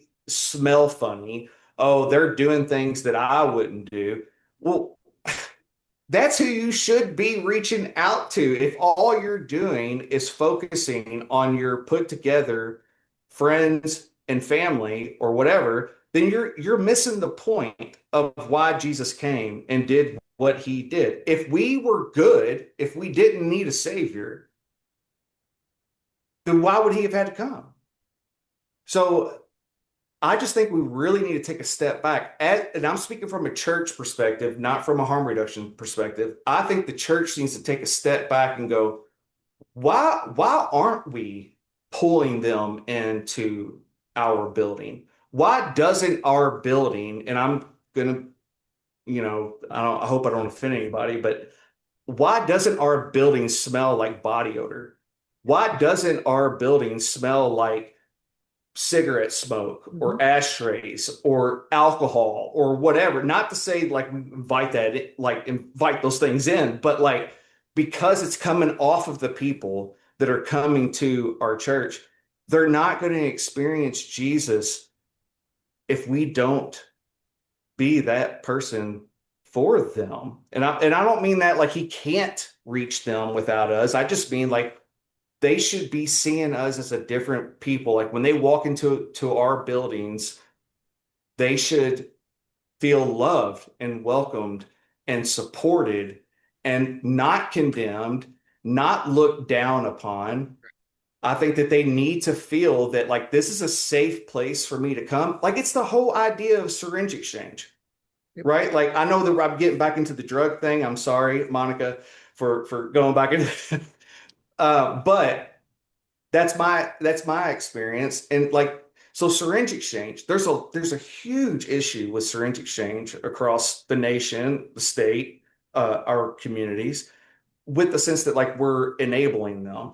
I'll just say from my own personal experience, it wouldn't have mattered if you gave me everything I needed or you didn't give me anything. I would have figured it out. I would have used if I wanted to use. And there's no one else that could have gotten my way or stopped me from doing that. So syringe exchange is not about we're enabling them to use drugs. It's like we want to keep them as safe as possible, keep them alive as possible, because every touch matters, right? Like every touch matters. If I can just talk to you one day and give you a little bit of hope, you may not quit using. You may walk away and keep doing your thing, but you're going to come back because you weren't judged, you felt loved, you felt safe. And I think that that's what the church needs to do, because that is what Jesus did. He made people feel safe. He made people feel loved in spite of who they were. I Yeah, you said something that I also want to add on to it, but what you're saying, it really goes into this question I really want to ask. If I'm being honest, I want to ask it to really pay Pastor Joy some homage. But this is why this is the thing about that. right? Um, yes, there's the disconnect from the community, and the community from the church, but also it's the other side around, right? And it goes to what I was saying. You said, why aren't we bringing them in when the mentality has to change, right? That mentality, and I don't mean this in a bad way, right? But let's open our doors to them and let them come in as they are. That's good. Don't get it wrong. But what is really needs to go on is the church actually needs to go to the community now. You understand? Like, and I don't mean that only in a physical, literal way. I mean that in every way. And also, like I mentioned earlier, us, like having to understand the community basically, the whys, the reasons and stuff, right? And that don't happen, especially we just mentioned this a whole bunch of times throughout this whole session, how people are scared to go to the church, scared to share with the church, scared to, be vulnerable with the church because of what has happened, right? So what that tells me, right, like it's like if I was in bad graces with something or someone or a community, I would do everything I can to actually one understand where I went wrong. But then also try to understand that community because once again, there's the difference between competency and humility. Competency aside, that's just speaking about you learning about the people, knowing. Anybody can know. Everybody got the ability to get knowledge. But the humility part, being humble, wanting to understand the people, and even if you feel you are justified in whatever, and your views, your approaches, is just having the humility enough to be like, well, I um, but then with that, right? This is homage to Pastor Joy because this is a follow-up to the session that I met you, Father Charles, Pastor Joy, and Pastor Justin on, right? And that was speaking about, like the mental health and with the church and stuff like that, right? But something Pastor Joy said was without accountability, you're a liability, right? So, and we've spoken about a lot of, just, the concerns, the issues, and not even in detail, right? Because if we go to detail, this question will be even more justified than needed, right? But anyways, um, do you think faith communities acknowledge or can acknowledge past harms while still maintaining their core beliefs? And what does accountability from faith communities look like beyond offering apologies and acknowledgement? Because one thing we spoke about during our prep call was at the end of the day, we could just keep talking about the issues all day. And definitely that's not the purpose of the convo. So that's leading us towards us speaking about, well, okay, XYZ happened. Do, how can we move forward now, right? And in my opinion, don't in almost every situation, the accountability piece, which is the humility piece I was just speaking about, is the most important thing, and rebuilding trust and like how was said, bridging gaps. Because then we'll be just ready to be repeating old moves and steps and all of that, right? So I mean, when you think about accountability, that doesn't really require us to abandon our faith. I just think accountability pretty much requires for us to be pretty honest. And the problem is sometimes we're not honest with others because hell, we're not honest with ourselves. I need it. That cuss word comes out so swiftly. But part of it, so when I think about me as a Christ follower, even my own self, I've had to acknowledge the harm I've caused to people. I remember And one of my classmates just brought this up literally probably a couple months ago because he's Islamic and he was like, you don't remember when you told me I was gonna go to hell in 2003? Because I didn't believe in Jesus being the last prophet. I was like, Saeed, why are we living in the past? So, but for him to bring that up 20 something years later, I knew it must have bothered him. So I had to take accountability for damning this man to hell at a tender age of 19 years old. Now I'm 41, you know what I'm saying? So if you're bringing that up, then I knew that I had to take true accountability, which means I have to listen and I've heard him, right? And that's the same thing we have to do when it comes to the harm that we could have caused people that's associated with stigma, um, dis discriminatory practices, you know what I'm saying? So the true accountability is the thing we got to do for our community is listen to the affected communities. You know, that's why now, like when 2020 came, we had the Breonna Taylor tragedy. You know, we had the George, I almost said Foreman, but George Ferguson. Floyd. Floyd. I'm thinking of Ferguson, somebody else. Ferguson, Missouri, with the brown guy that got killed. So, but all of that stuff happened, and everybody was into this whole white guilty dollars. They want to put money in the black communities and stuff like that. But at the end of the day, I mean, that doesn't change like the harmful practices that took place.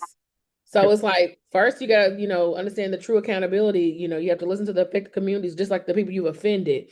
And then you have to start changing those harmful practices. That's like when we were talking about church. A lot of times you still got some of the church mothers that want us to put an A on our chest. Um, but the man can wear theirs under their clothes. You know what I'm saying? Like the Scarlet Letter. And I always bring that book up because that's important to me because even as a woman in the church, if I was to get pregnant, I was going to get sat down, and that creates a lot of harm because now you're creating shame and you're, associating me having sex before being married, but the man is cool, you know what I'm saying, as long as he can still play that instrument or still serve in the church. So it's like, what can we do? We're changing harmful practices. And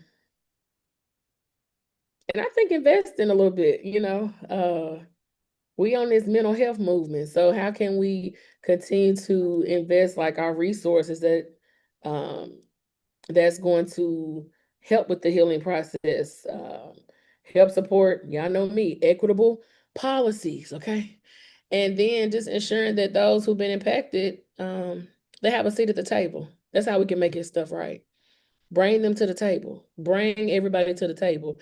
And always remember that, shoot, you can apologize all you want, but that's kind of, telling my business, like if my male friend keep apologizing, but ain't no action, you know, it's just a simple statement, then an apology without action is simply a statement, and accountability requires transformation.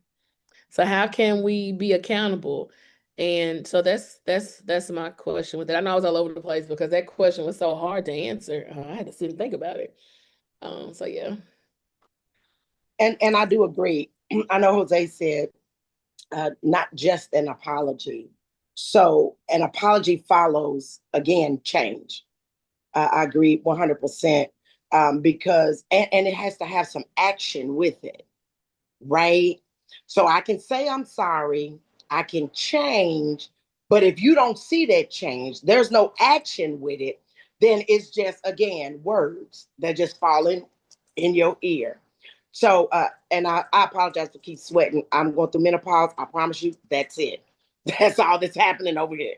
So, but yeah, I think that we have to make a change, and then add a little action with it. It sounds easy, but that is difficult for a lot of people because accepting the fact that I was wrong is a big problem for some people in our communities. Accepting the fact that I was wrong, taking that accountability, say, hey, maybe I shouldn't have said that. Maybe I shouldn't have done that. Rather that be in the moment or after the fact. So accepting that piece is very important, but I've got to come back to you and say, I apologize. I got to make that right with you. Now it's on you if you accept it or not. but I got to do that. And then, of course, make the change and then put some action behind that.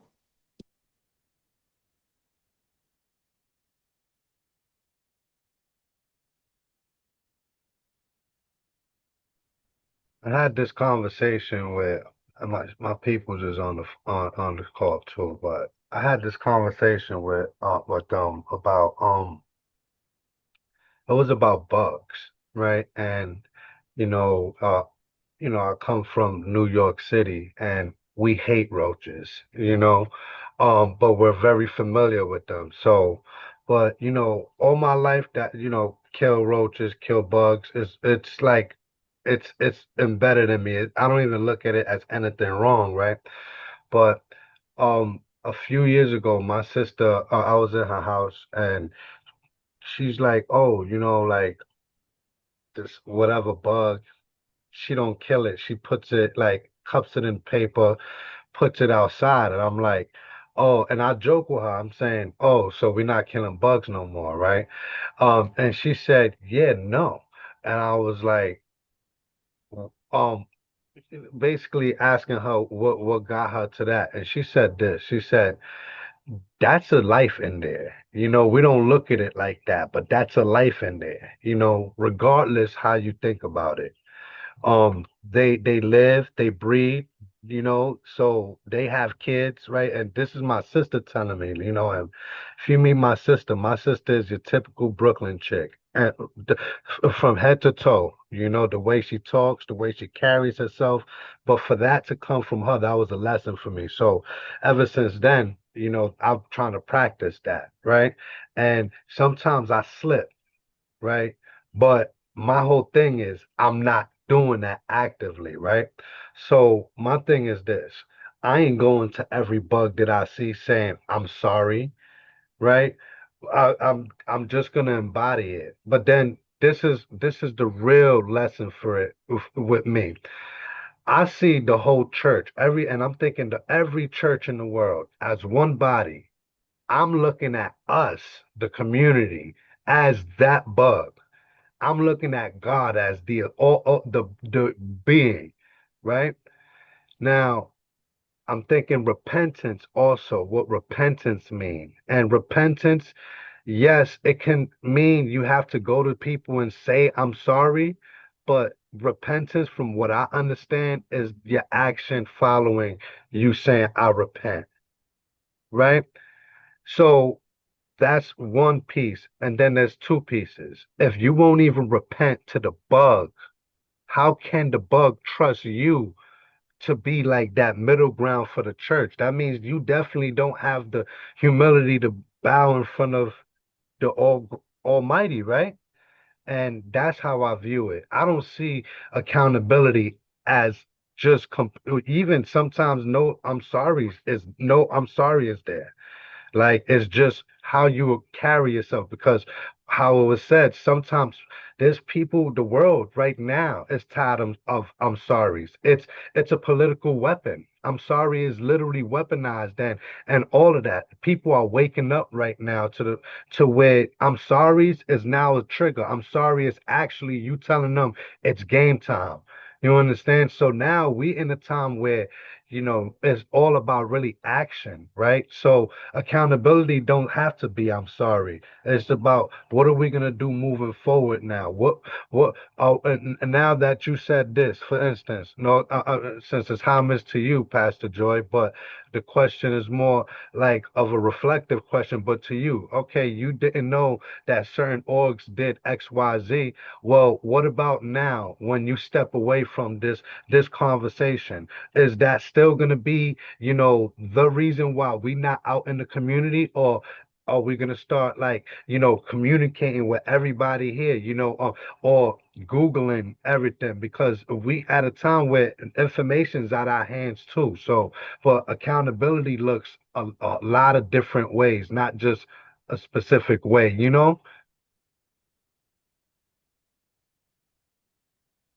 I think we need, first of all, we need radical honesty. Now I'm going to say a few choice words. So let me just tell y'all. And I think this is where we talked about this on the last. I'm going to tell the story that we talked about on the last one, where 12 steps in the recovery community challenges the church in its radical honesty. And it challenges the church in radical honesty because it was through the church that they received those 12 steps. So now that becomes a mirror to us as the church. And like I said, I remember sitting in my office. I'd close up the office on Wednesday nights, or NA group would be in there. And I just appreciated as their doors are closing, I kept mine open so I could hear people come in and out. And I sat and listened, and it was a woman's voice. I didn't know who it was. And I knew everybody who was in there because everybody knows me, and I get invited to Christmas parties, and I pastored them as much as I pastored my congregation who came in. And in fact, my whole thing was with my people in recovery is that their life depended upon the gospel, their actual lives. Where I had people sitting in the church, their afterlife depended upon the gospel. No matter how they treated people in this life, as long as they make it in the afterlife, they were happy about it. And that irked me to no end. And when I heard this person, this lady goes, I almost fucked up today. I had a bad, fucked up week. And I almost gave in. But if it wasn't for God, where would I be?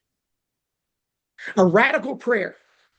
And I said, the church needs to be able to say, and excuse my churchy language, we fucked up.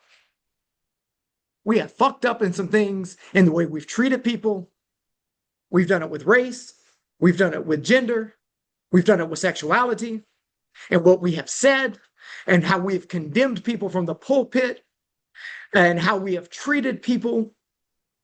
And we need to actually have that radical honesty and say that. We need to say that. And we need to say it in real language. I think with the church, and especially going back to, as Monica was talking about, all of the protests that were happening, I would see everybody was getting together. Everybody was coming together. Churches were coming together. People were washing each other's feet and all this. And I looked and I thought to myself, how much of this is genuine and how much of it is performative? Because where were all these other churches when we were dealing with issues of homelessness and we were dealing with issues of immigration, and it wasn't cool and sexy to do it then, but now we're going to do it.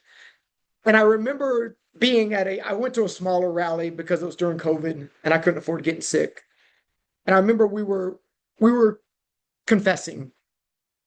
And in the middle of my prayer, God stopped me. And God said, you can say, I'm sorry, but you cannot ask for people's forgiveness. And I'm like, what? Whoa. And I understand. And if you came from a broken family, you understand how the term forgiveness has been weaponized. And what I mean by that is when we ask people for forgiveness, we are making a demand upon them. And we're making a demand upon them. And usually forgiveness means, in the way we use it, we make a demand upon forgiveness. You forgive me, but I don't have to repent. There are no actions. Why? Because I've been forgiven and my debt has been paid. The only person who can pay a debt is God. And so we see forgiveness. And then when people don't forgive us as the offender, then we're like, but you're supposed to forgive me. And then we'll say, the Bible says you're supposed to forgive me. And we take it out of context. So I think even as the church, we can apologize and say we're sorry. And if the people that we offended wants to give us the gift of forgiveness, we receive it in humility. But if they can't forgive us and they're still mad at us because of what we've done and how we've hurt them because they're dealing with on them, that's on them. We can only, like in the fourth and fifth step, we can only do what we can do on our end. I think the other thing is this, is that we have, as everybody says, embodiment with our actions. I'm so glad that I'm not the same person I was theologically 20 years ago that I am now.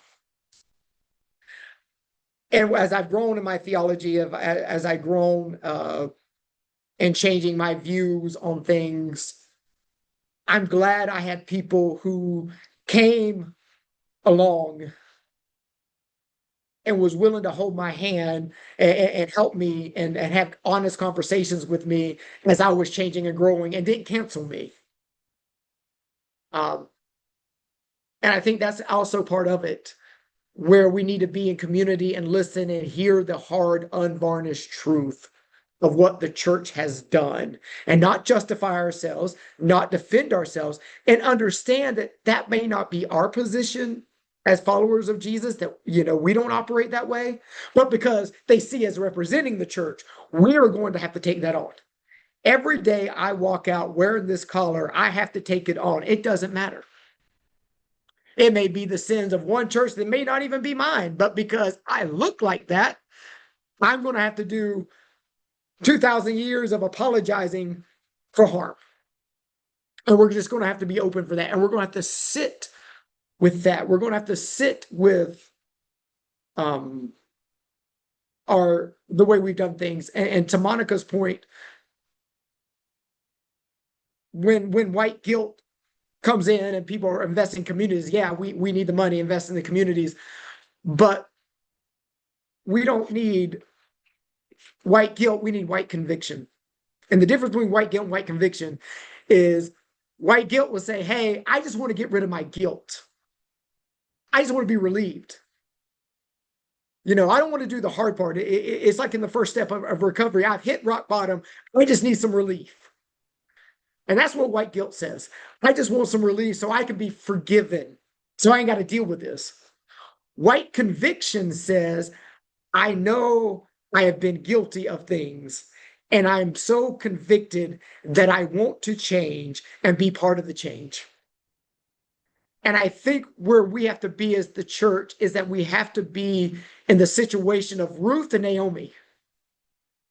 Ruth says to Naomi, your God will be my God, your people will be my people. I will go and follow wherever you go. And for we as the church, we may have to say those same things to people and follow them into strange places and strange spaces to hear and to listen and to sit with it. We as the church also need to sit in silence. We need to sit in silence. We may not have a word. We want a word for everything, but our word may be just in the sense of silence and reflecting and be able to hold that sacred space and place to take on the hurt, the pain, and the brokenness. And then with our actions, come together and say, we've done this, but here's, and not only just say what we're doing, just do it. Just embody it. Because when we embody it, people say, why are you different than, you know, I've been hurt in other places. Why am I not hurt here? Why are you present with me? And that's when we say, hey, we do this. We do this out of conviction that God loves us, God loves the world, and God loves you. And if it wasn't for the radical love of God and what God has done in our lives, none of us have a place to stand in judgment over anybody else.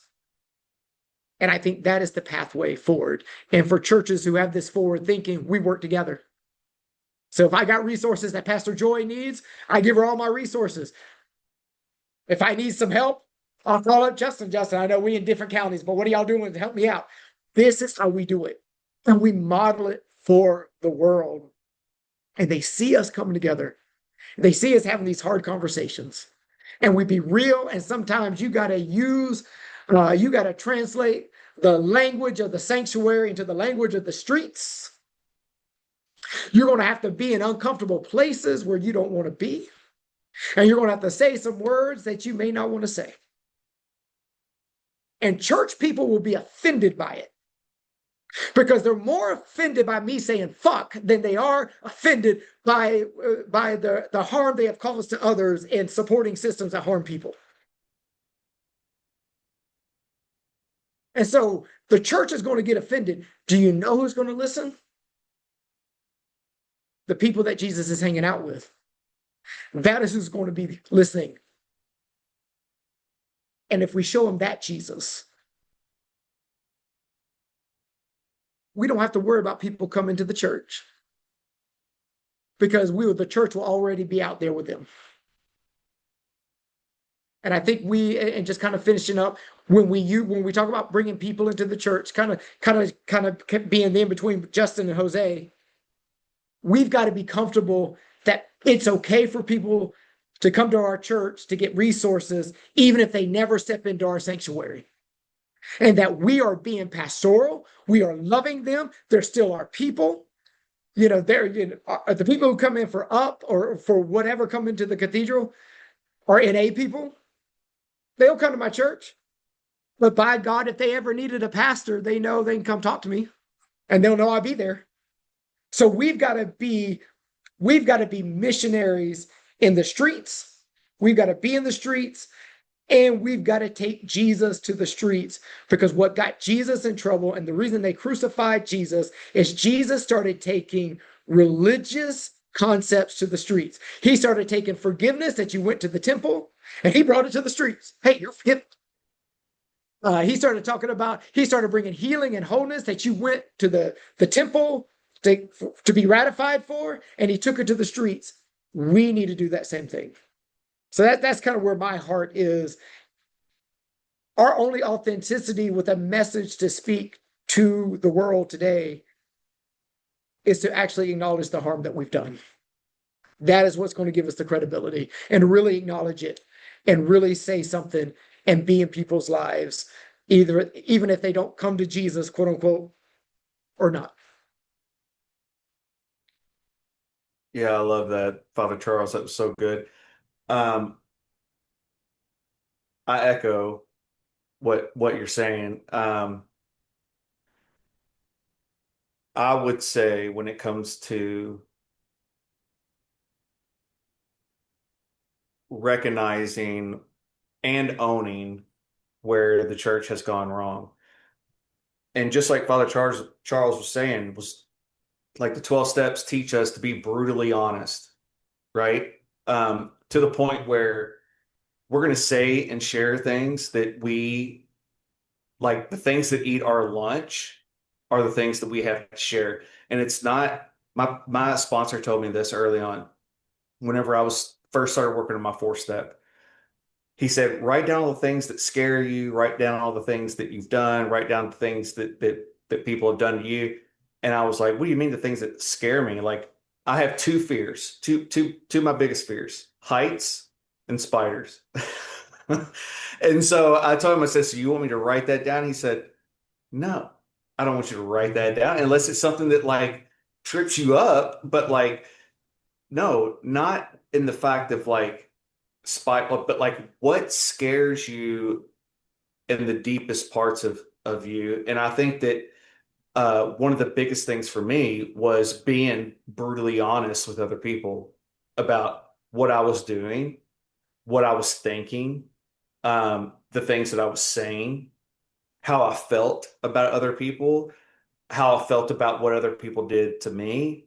Um, and so if, and I think the church holds or attempts to hold people accountable to the extent of that, where it's like you need to confess, and this is biblical, right? Like confess your sins to one another.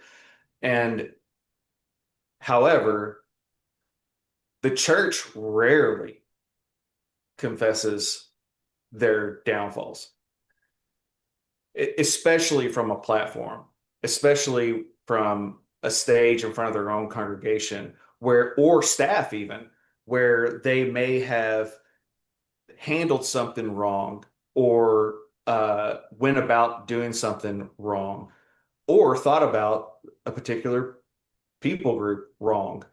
And so if we're going to call as a church from a church perspective, if we're going to call people to be accountable for their sin, if we're going to call people to confess and follow your conviction and uh, then as a church, we need to do the same thing, and we need to recognize where we've gone wrong. Like as a church, especially if you're in a leadership of a church, it's important to admit to your congregation that, hey, I may have done this wrong, or I did do this wrong, or just own where what the church did wrong. I think that's because we learned this in recovery. If I don't fully admit the things that I've done wrong, I don't heal from those things. I don't move on from those things. I hold those things in, and it grows, and the enemy uses those things in anything. All I got to do is give him a little crack into my soul, and he will wiggle his little ass into that crack. Sorry, I didn't have another word.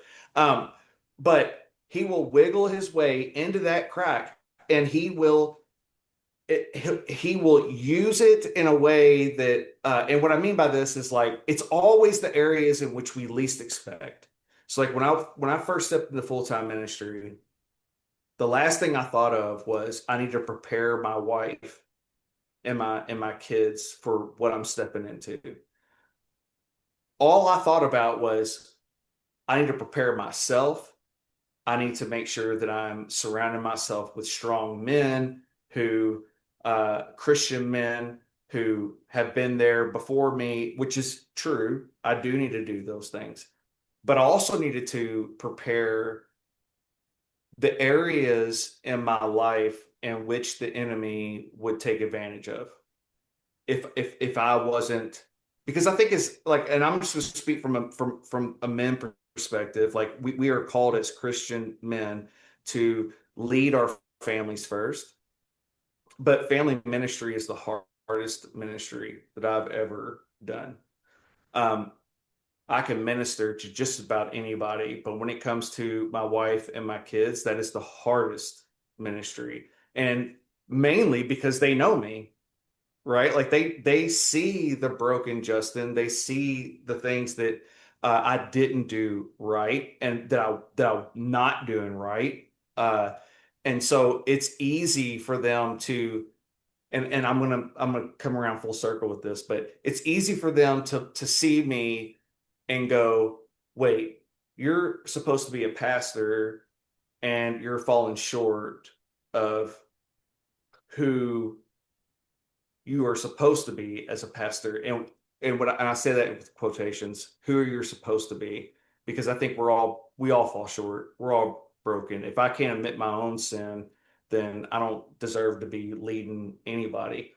And so I think, and that's my point.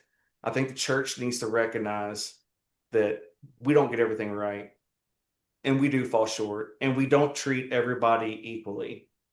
Um, and listen, I am going to say this, not, I'm just going to say it like this.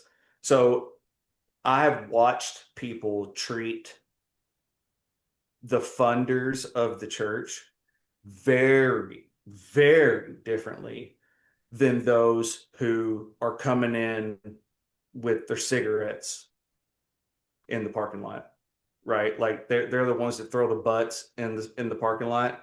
Like the way that those people are looked at versus the way that the the ones who have the money who are coming in and giving all of the or giving a bunch of the tithing. Why what I will never understand, well, I guess I do understand it to a certain extent, but I will never agree with the fact that you can greet the person with the money differently than you can greet the person who has nothing but a cigarette. And yeah, maybe they spent their last, well, I don't even know what a pack of cigarettes costs today. What is a pack of cigarettes? Like $7, $8, $9, $10, something like that. Yes, maybe they spent their last $10 on a pack of cigarettes.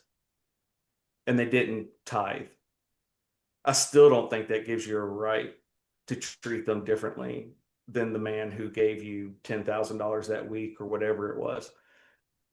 I think that Jesus meets us, like, I think we are all equal at the foot of the cross. And when Jesus returns, there will never be, or none of us will ever be able to say, Lord, look what I did versus what he did. Because the Bible is really clear about this. Your best works are like filthy rags. And that is the PG version of that, because what they're really referring to is used menstrual rags. That's really what the Bible is talking about. And I think this is important in this conversation for churches to recognize, is that none of us have anything to offer to Yahweh. He is the author, the creator, the Omega. He is everything. We exist because he tells us we can. And so everything that we do, good or bad, it's all used menstrual rags to him. And what I mean by that is in his glory versus what we're doing and feeling high up on our pedestals or feeling good about because I gave this much. And I'm not saying you shouldn't tithe. You should tithe. That is a command. And I think it's one of the only times in the Bible where God says, test me in this. Give me 10% and see what I do with the 90%. Keep that 100% and see what you can't do with it. And so I'll just sum it up this way. I think that the church needs to apologize and repent for the way that we have approached those that don't have anything to offer the church. Because if all we had was people who offered or who could offer something to the church, then we've missed the point, I think. And I think that's the whole reason why Jesus struggled with the Pharisees. It was hard for him to watch them and do the things that they were doing in their white clothes when they were just black-hearted. And I think that we all I think everybody, not even from a church perspective, I think that everyone would do themselves a favor if they recognized how wretched and black-hearted they are. That is the thing that I'm not saying that you should just sit around depressed all day, but what I am saying is that recognize how wretched and black-hearted you are, so that when you do see the people who are broken, you can recognize that you are no better than them and that they just need to be met where they are. And I think the only way that we can do that is by recognizing our own brokenness and sinfulness. And regardless of whether it's drugs, alcohol, sex, disease, HIV, it doesn't matter. We're all just falling short. We are in a broken world. We're all just struggling to get through this thing. And we all need Jesus just as much as the next. So I'll leave it. I know I got off the harm reduction thing, but I just think it's so important that we recognize how much we need Jesus. Every single one of us. I was gonna say, Justin, I'm glad you were talking about all of that. I think one of my other favorite stories in the Bible is Paul and the thorn. And a lot of times we don't really focus on how the thorn was still there. And even when Romans Paul chapter was like, 7. please remove the thorn. I spent time, I'm like, Lord, take this taste of carbs away from me, Lord, because I love them. I love chips. I love cereal. I love cookies. I love cakes. I love cupcakes, pasta, but really the carbs. And but I'm joking, but that's really the truth. Like, there's some things we've asked the Lord to remove from us, and that's even with people who carry some form of a thorn. And even with that, instead of the Lord taking away that thorn, he said, my grace is Mhm. sufficient enough for you, for my power is made perfect in weakness. So a lot of times, some of the parallel when it comes to that thorn, you think about chronic illness, you think about substance use, you think about trauma, mental health challenges, poverty, oh gosh, grief, and then like systemic oppression. And I'm thinking about the thorn from not a spiritual standpoint. And one thing too is that not all suffering is immediately resolved, but it can be supported. And one of the things I do think about when I think about that thorn, um, a person can live with substance use as the have substance use. I don't want to say disorder either. I kind of hate doing that, but somebody can um have a struggle with substance use, but that doesn't mean they don't still experience stability and dignity as well. You know what I'm saying? So, Or Christ's love. right. And then a person can have HIV, but they can still live long, healthy lives and, with treatment. Um, and then a person with mental health challenges, because we all are dealing with a lot of different things. And some of us were not diagnosed with autism or ADHD. Instead, I got my little ass whooped because my mom thought I was just, all over the place. But even with some of the, certain things I've had to deal with, um, I still can have some mental health challenges and still thrive with care and community and family and love. So I think when you were saying that, I just always go back to Paul and that thorn. And another thing too, it is very dangerous um, to ignore the thorn Mhm. Right. because, and we talk about the 3 Ds in harm reduction, and one of them is danger. And when people only see you through like your struggle, they often label you instead of support you. And I think if we're going to preach the Paul sermon with the thorn, the church, and even people who actually understand like what Paul was speaking of, we have to make sure that the thorn is understood with like through every context possible. One more thing I did hear you say, Father Charles, was you said something about sexuality, and I just wanted to circle back. The problem is the church ain't talking about sexuality, they're attacking sexual orientation. And That's I right. think if we know the difference between the two, because we got to know sexuality. I mean, we talk about it's better to marry than to burn. But we need to start talking about sex. We need to start talking about sexuality, Yep. like this desire. Like, I'll be wanting it. Okay. So we need to talk about sexuality. But instead, people are attacking the person's sexual orientation or their Right. sexual That's preference, right. right?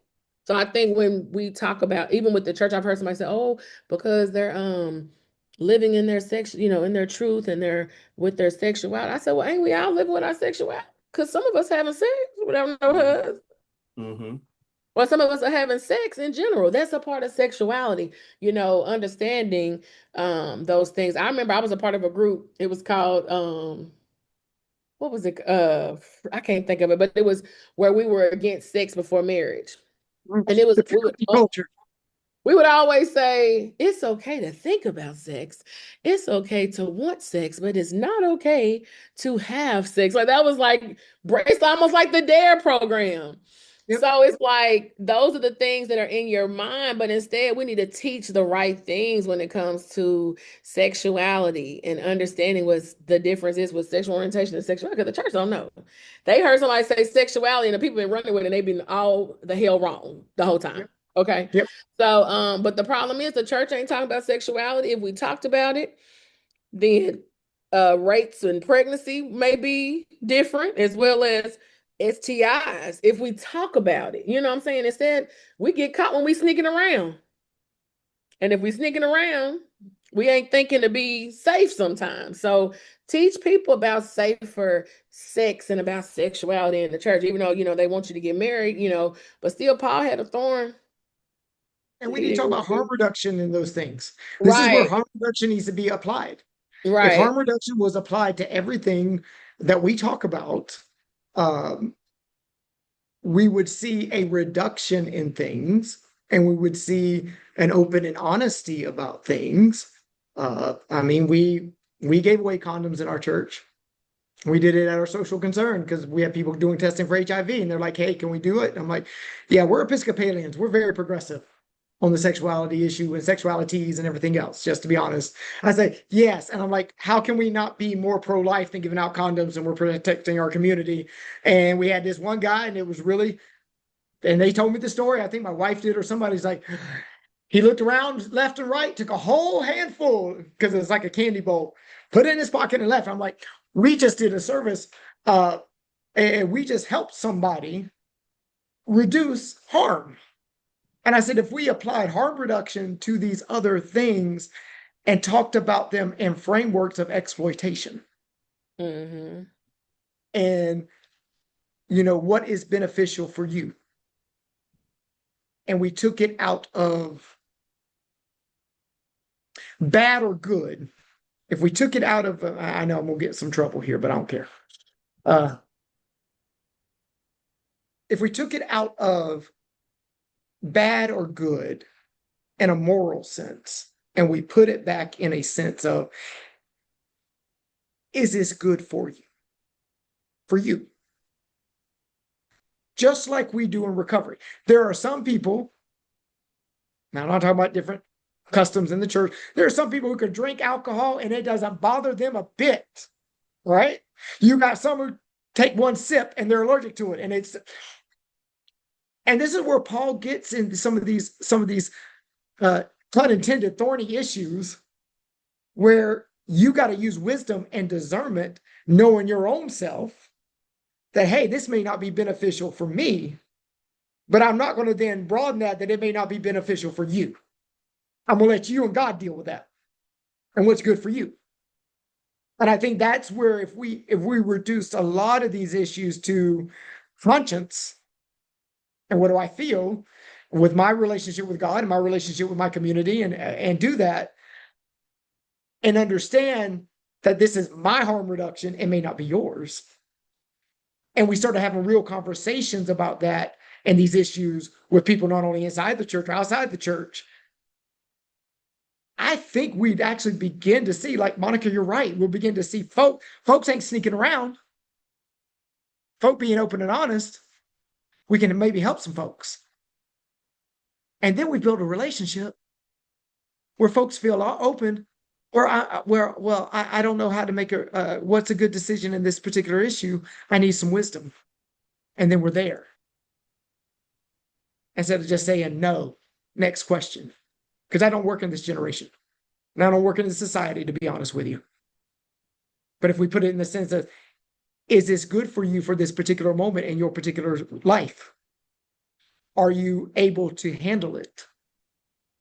Here are the ramifications of your choices. Let's talk about your choices. If you're going to choose to do this, what are you doing?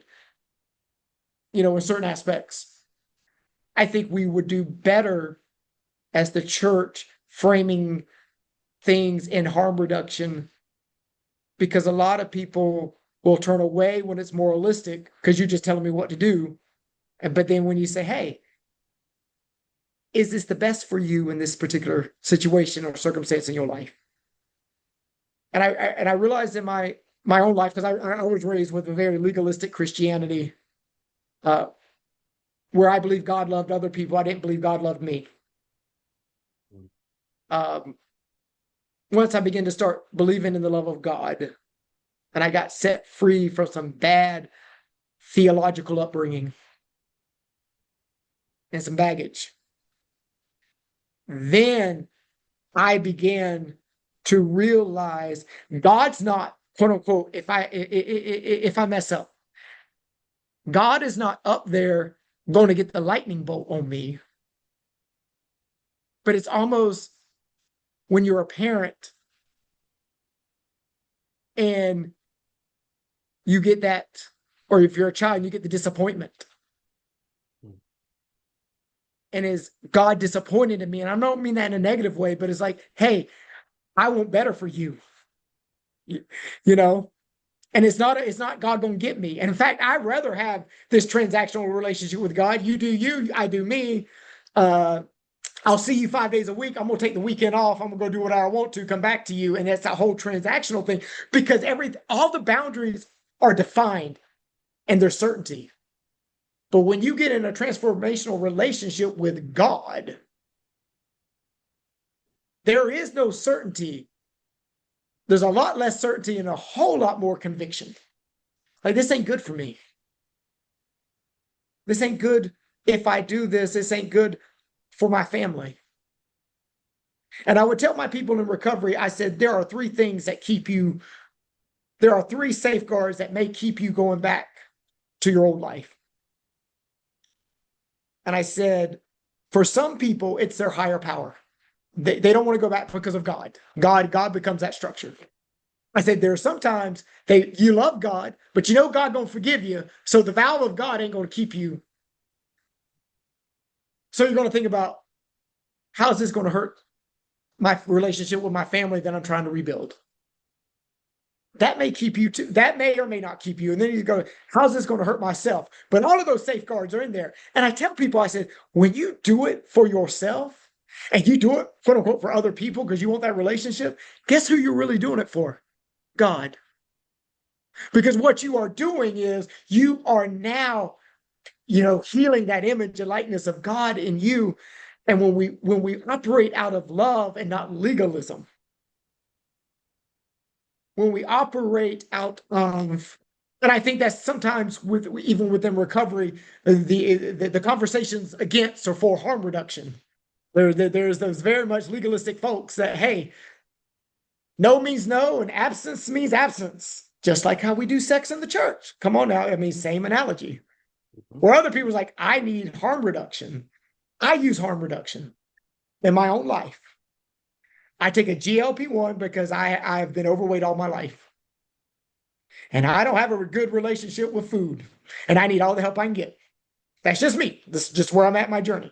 Some people may look about that, well, you're not doing it all natural or whatever. But I understand harm reduction because I understand I'm using it in concert with making better choices.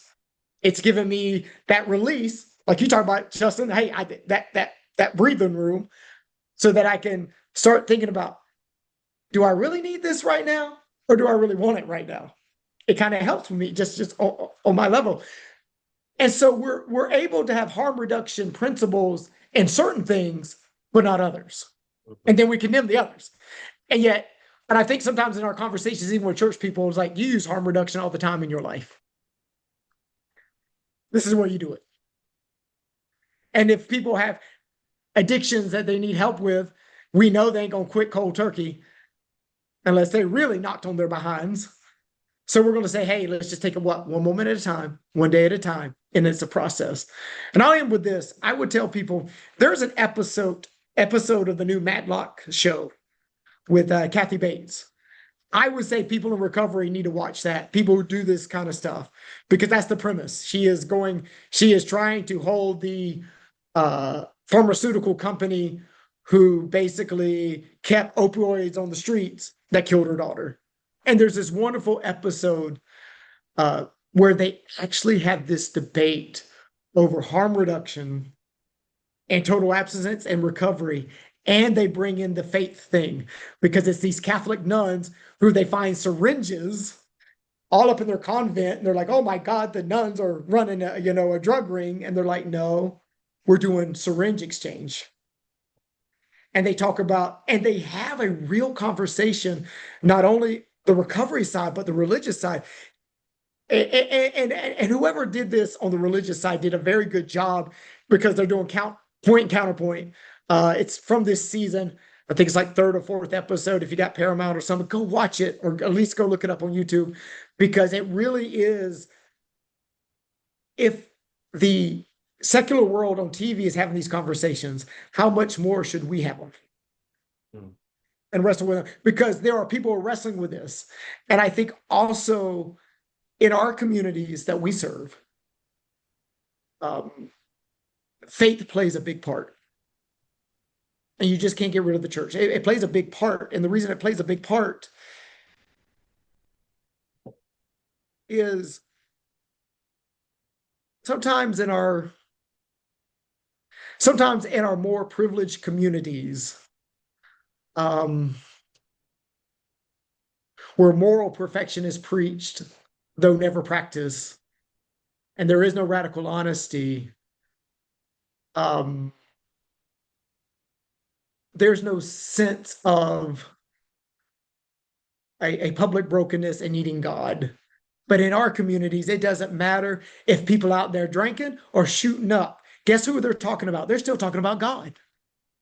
I've gotten the best words from God from people who've been drunk on the streets of Skid Row when I needed a word from God than I ever got from the church.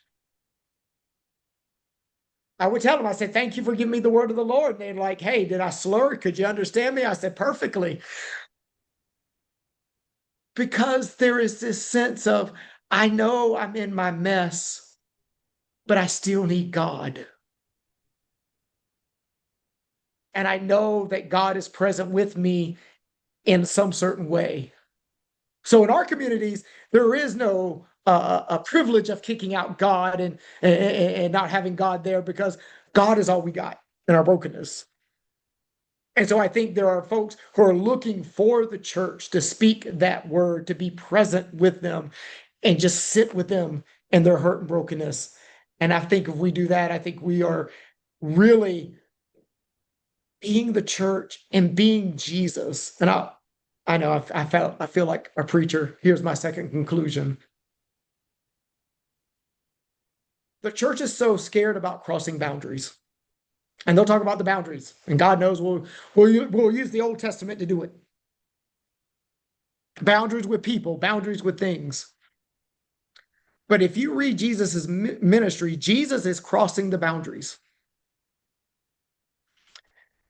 And the way it works is, my son cannot touch the stove because he's 4 years old, but that doesn't mean I can't touch the stove. Why? Because I'm the parent. So you have rules in the Bible where God is telling people you can't cross that boundary. That doesn't mean God can't cross those boundaries. And then it gets really messy in the New Testament. Because if Jesus is crossing those boundaries in the name of God to reach people, being God's liberating word, and if we're the body of Christ, that means that we can cross those same boundaries too. And we are going to have to go in places where, when I remember telling my friend, I said, God sends me to places, and God is willing to risk God's reputation to reach people. And he looked at me with a twinkle in his eye and he says, yeah, and God is willing to risk your reputation too. And we see this in Jesus's mother. Before she is honored in the church as the Blessed Virgin, they were telling stories about her getting raped. And I'm sorry for using that word without giving a trigger warning. They're telling stories about her, that she's sleeping around. We get this in John chapter 8, when we know who our daddy is. Who's yours? I mean, it is blatant. And here she did, not knowing all of this, says, be it unto your word. Taking that risk of faith, risking reputations to save the world. And are we willing to do the same? Yeah. When I like what you were saying about the reputation, because that's what that's what been rolling through my brain here. A theology that values truth over reputation. And so there are many communities that fear that admitting failures will damage their witness. Or even going into places like that would damage their witnesses. And so yet the gospel itself is built on truth. And they say that truth is what will set us free and keep us free. And so concealing harm to preserve an image can often create the deeper wounds that people feel.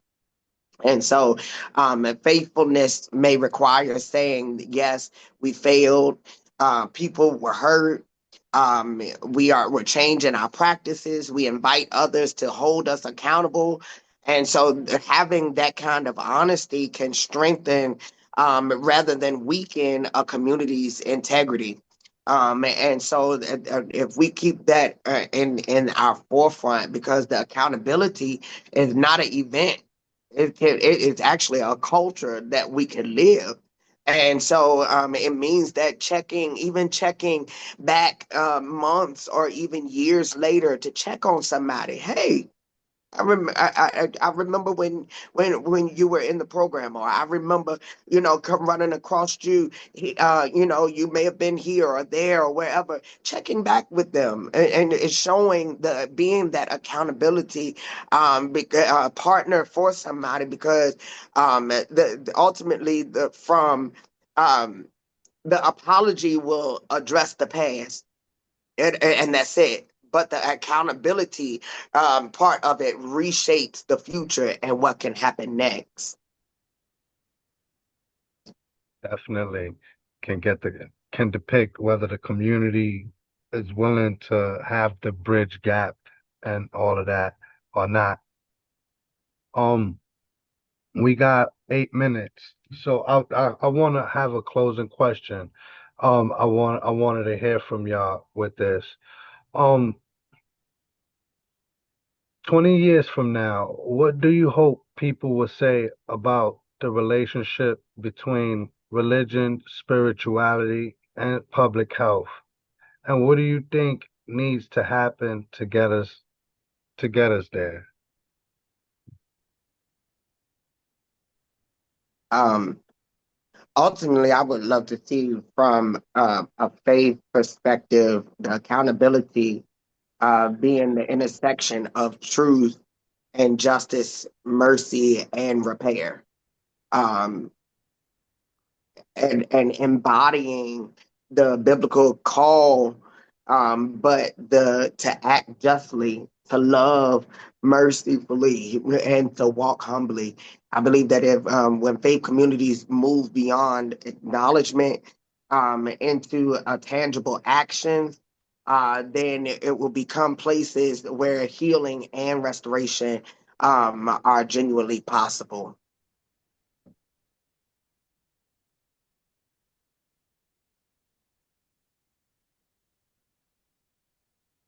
For me, I would like to see um, the stigmas being destroyed.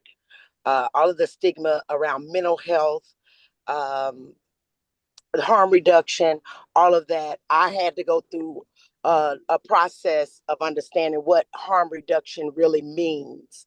So definitely, if we can tear down those stigmas, then we can restore the community. 20 years from now. Uh,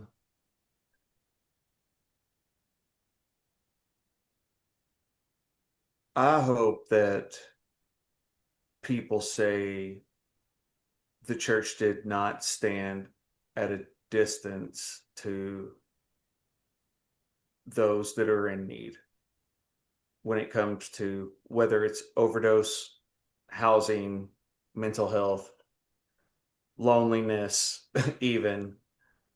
I just hope that they say that the church moved closer and that they engaged in those areas, and that they made a difference, and that people felt the love of Jesus in the lowest places of their lives, and that they would be grateful for what the church has done. Even from a government standpoint, I would love to hear public health and the government say that the churches were a massive part of the reason why people were able to heal and uh, and find him ultimately. I would love to hear the government and public health say, I'm just grateful that people found Jesus. That's what I hope happens in 20 years.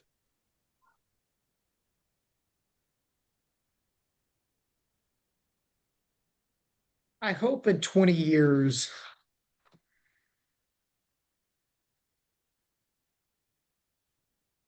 that folks will say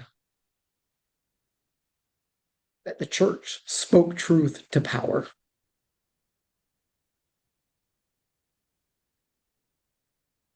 and stood on the side of the oppressed, the broken, and the hurt, and confronted those systems that were not only perpetuated by our political systems across the board, but even our religious systems.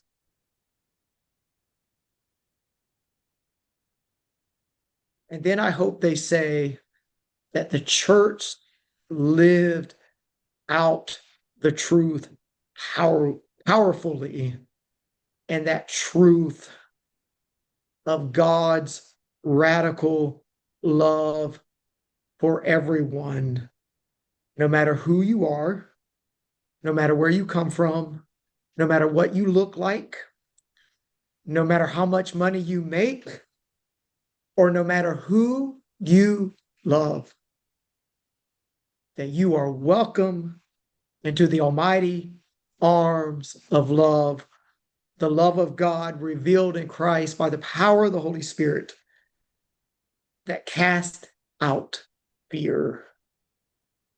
And we want to be part of that movement.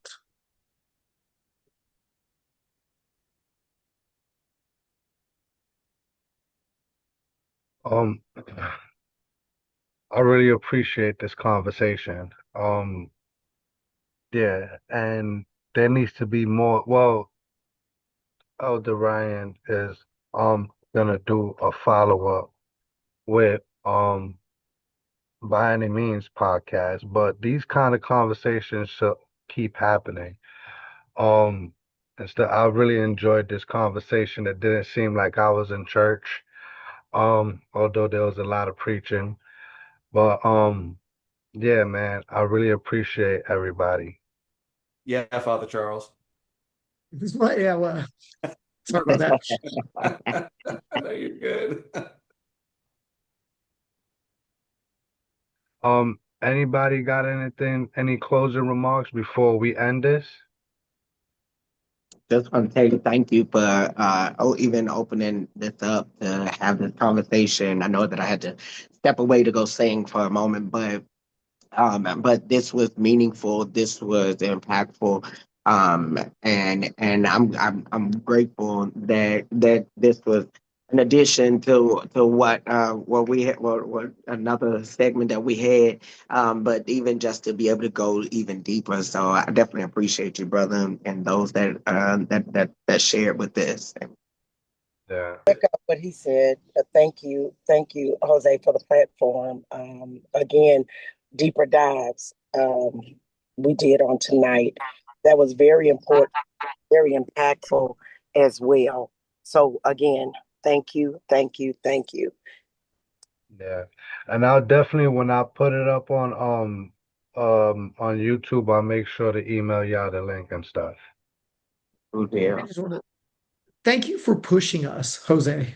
Thank you for doing that. Thank you for pushing us and kind of really getting us to go deeper. And I appreciated the the length of time because in our last one we only had it was like rapid fire. We only had a few things that we could Oh, actually yeah, and when that and some people need those kind of that's how they can handle it and that's great. But it really kind of deepened us for our own reflection and our Yeah. own accountability. And I just want to say thank you uh, for that and just thank you for uh, providing the safe space and the sacred place of having these conversations. And I look forward to working with all of y'all in the Yes, future. indeed. Yeah. Yes, We need to have an in-person one and Yes. invite people in. I think that's probably the next step too. yeah, indeed. Yeah, for Already working sure. on it. I would echo what Father Charles said. Like I am grateful for the stretching of this conversation for myself just to because I don't know I'm worked as a pastor and I've worked in harm reduction, but I don't know that I've ever tried to like stretch myself to figure out like how do these two things come together and then where are the collisions between the two conversations. And Father Charles, you had amazing things to bring to this conversation, so I'm very grateful that you were included in this conversation. But Jose, the questions that you presented were really good. Yeah. And yeah, they were really good. And I agree with Father Charles. We need to do this in person because I want to like hug you all No, and things like that. So sorry, I'm a lovey feely kind of guy, but uh, but I just think that these kind of conversations are so important. Like the big issue with all of these topics is even when you think about schools, we don't the problem is we don't talk about it. Like we just try to avoid the situation and just push it to the wayside, and then like it'll just go away if we don't talk about it, but that's not the case. Like we need to bring these things to the surface. We need to talk about them more. So I'm grateful, Jose. Thank you. Yeah, and that's the intentions of these conversations. Once again, I think it's easy, and I'm mad that I don't know because I say this line all the time, and I don't know the Bible verse, but that whole what's the reward with you shaking your brother's hand is probably like was always on my mind, always has been. And it's like that in this work. This is why I do good in harm reduction, because I'm able to be in space with people who look at things different and still talk to them about it. And that's the problem. Somewhere down the line it might be social media, might be music, I don't know, but somewhere down the line, it was instilled in our people that you just walk away from people. You walk away from the problem, you cut people off or whatever. And once again, this is meant to actually eliminate the divide more than create divide. And but it's just people have to be willing to at least hear different perspectives, you know? Yeah. Yeah, I agree. Yeah. definitely. I I really appreciate y'all. My cats is killing me right now. I've got to feed them, but I really appreciate y'all and yeah, much love. Much Thank love. Thank thank you. Good morning, everyone. Thank you for watching. All right. Hmm.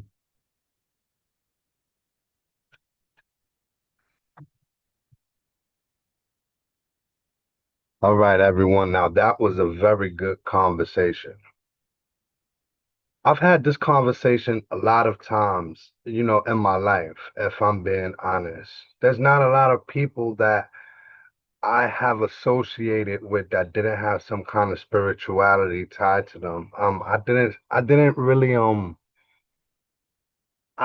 really encounter atheists like that until I was like, mid 20s, 30s, if I'm being honest, right?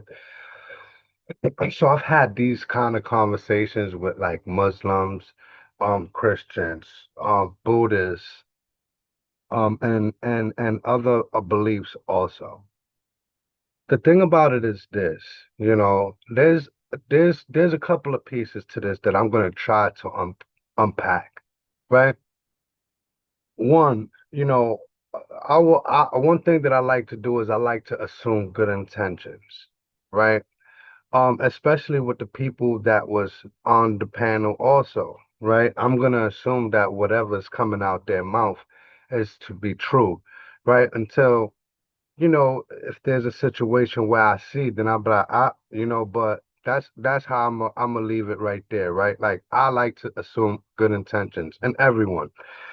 And not every person with a spiritual background is there to like shove their beliefs down your throat, right? And I think that's the biggest problem when we talk about um public health in general and merging it with like religion or making it Christian based or something like that is that in a lot of those programs that I do see that are Christian based, faith based, that's basically their intention, to put the word in you and then you leave out of there basically a preacher, you know what I mean? And ain't nothing wrong with that. But also, you know, sometimes it could hurt our people because everybody doesn't have that in them. Everybody doesn't want that for their life, right? And in harm reduction, One thing that we say is that we don't throw our expectations on people, our personal beliefs. What we say is that we're gonna look at you as a whole individual, and then we both gonna blueprint what's the best way for you to move forward. And really, when I say me and you are gonna blueprint it, really that person's gonna blueprint it, and I'm gonna support it. You understand what I mean? I haven't really seen that much when it comes to those, dynamics with the faith-based programs and the community and even in advocacy spaces, so but for the first piece, I like to assume good intentions, right? So everybody, is not going to be um they're not going to be like those radical Christians and stuff like that. Everyone's not a Christian nationalist and stuff like that, right? A lot of people have good intentions. Like one thing that the lady, Pastor Joy said was, I didn't know there was these services for my community. Like it wasn't that I didn't want to go to the community. It's like what really do I have to offer them if I don't really know any resources, right? And I felt that. Um, right. So the main topics of our conversation was the church meeting the community, going out into the community and things along those lines. So that was like her response to that, which, I understand, but um like I had asked her, well, what about after the call? What are you gonna do, right? Because um, first, I should have said this to begin with. This conversation was a part two to a discussion that Kentucky Harm Reduction Coalition had on their podcast, which I'm also gonna link um at the end of this video. And I will also link it when I share it, and I will also link it and when I upload it to YouTube and stuff like that. But Pastor Joy in that conversation said something that was just fire. She was like, "Yo, no accountability means you is a no accountability is a liability," is how she said it, and I appreciated that, right? Because that's and we could take the spirituality out of it, right? We could just have it as just once again like our first session on leaders and stuff like that, right? We could even put it on that aspect, completely neutral. um, and I even said something like that on that episode where I said, I don't mind like a leader who comes and like not takes what they want, but like it's very assertive, like because there's different characteristics to leadership, right? But then I threw something in there where I was like, what will make it really better as if this person had a splash of accountability, and stuff like that, right? And I think that that's the part that we shy away from the higher that we climb in our careers.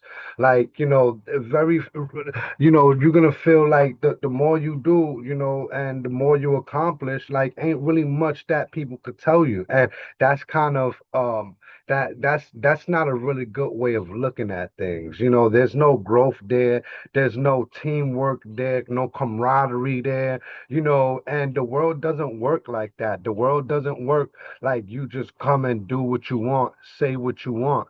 The world comes with consequences, and this case with public health and direct service and things along those lines, those consequences don't really hit us. Well, I'm always putting myself in that, um, but at the end of the day, it don't hit us, the way it's going to hit the community. And what I mean by that is the provider versus the community. If you walk around as just like nobody could tell you nothing, you holier than thou, you hold that same attitude and approach towards, community members who's accessing you for services, a lot of times they just going to turn their back because like not one thing about us, and I mentioned this in this conversation, is that we're in a time where everybody's awakening right now. You understand? Like them, I'm sorry's, them being weaponized and things along those lines by politicians against our communities. Now people are being triggered by I'm sorry's.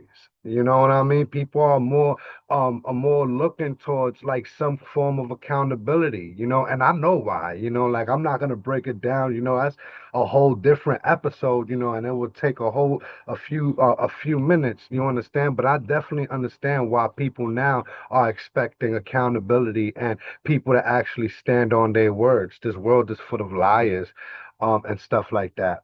But I digress. So one, that was the first piece. Assuming good intentions. The second piece is this. And we spoke, and I touched on it a little bit. The throwing your expectations on people, right? That's the biggest piece that we have to address and take away from that dynamic. The reason why is this, right? So we mentioned this in the call where we was like, I forgot who, Pastor Justin. Pastor Justin basically like, and I like Pastor Justin. He has a very good heart. And he said, basically something along the lines of opening our doors to the community and letting them know, come on, we're gonna accept you as you are. But then I was like, see, that's the problem there, right? Is this. So I personally don't think that the faith community should be introduced to harm reduction. You understand? And listen close. I don't think that the Christian or the faith in general, any spirituality, should be introduced to harm reduction, recovery, or public health. I think it should be the other way around. You understand? I think that the community harm reduction needs to be introduced to the church because the thing about it is this. If you're not going out into the community and seeing what's going on, what's affecting people, and all of those things, like how the mechanics of the community work, and stuff. Um, what you're doing is you're throwing your expectation on people. That same thing, that same saying, open our doors and we're gonna accept everybody as they are. That's still throwing your expectation on people because now you're still expecting people to come to you.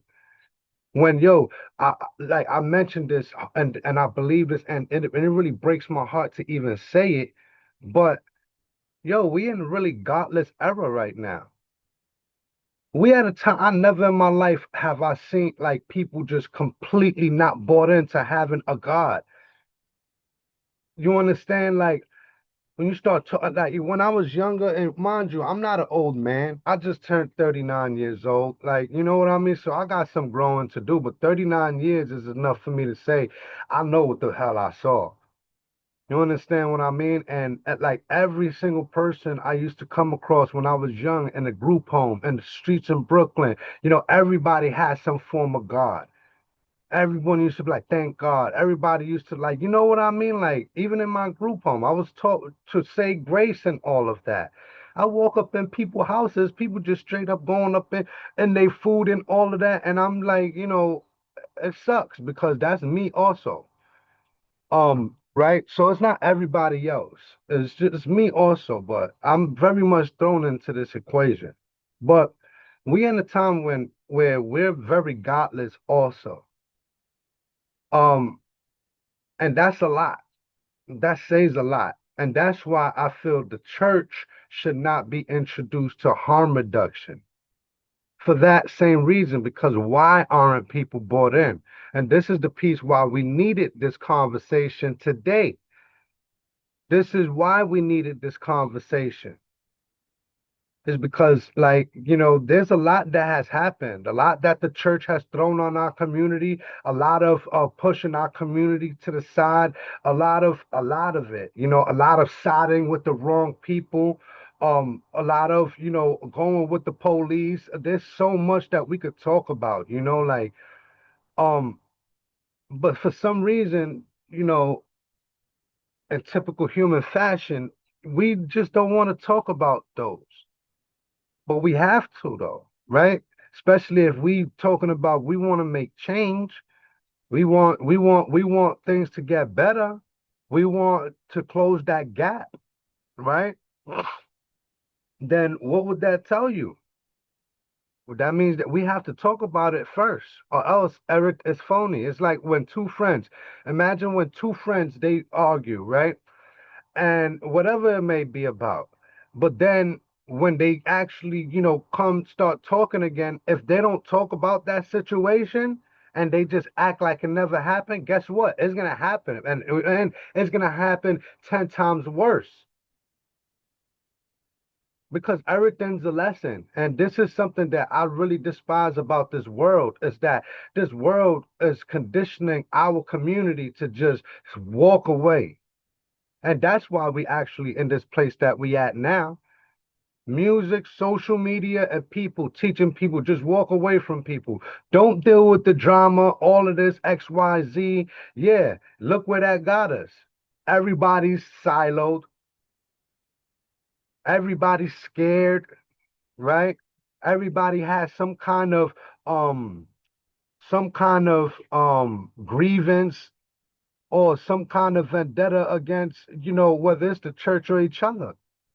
But if we're not willing to have these open conversations and be willing to talk to each other, all we're gonna do is just create a revolving door, and it's gonna keep on going and going and going and going. You know what I mean? Um, the third piece to that, this conversation that really stood out to me is it's amazing how we could get a bunch of people who have different ways of viewing things in one space and actually discuss. There was a lot of, oh, I have to push back on this, and a lot of challenging, and I love that, if I'm being honest. I love when we could have a conversation and, we could disagree and things like that, and come down to a conclusion or a solution or something like that.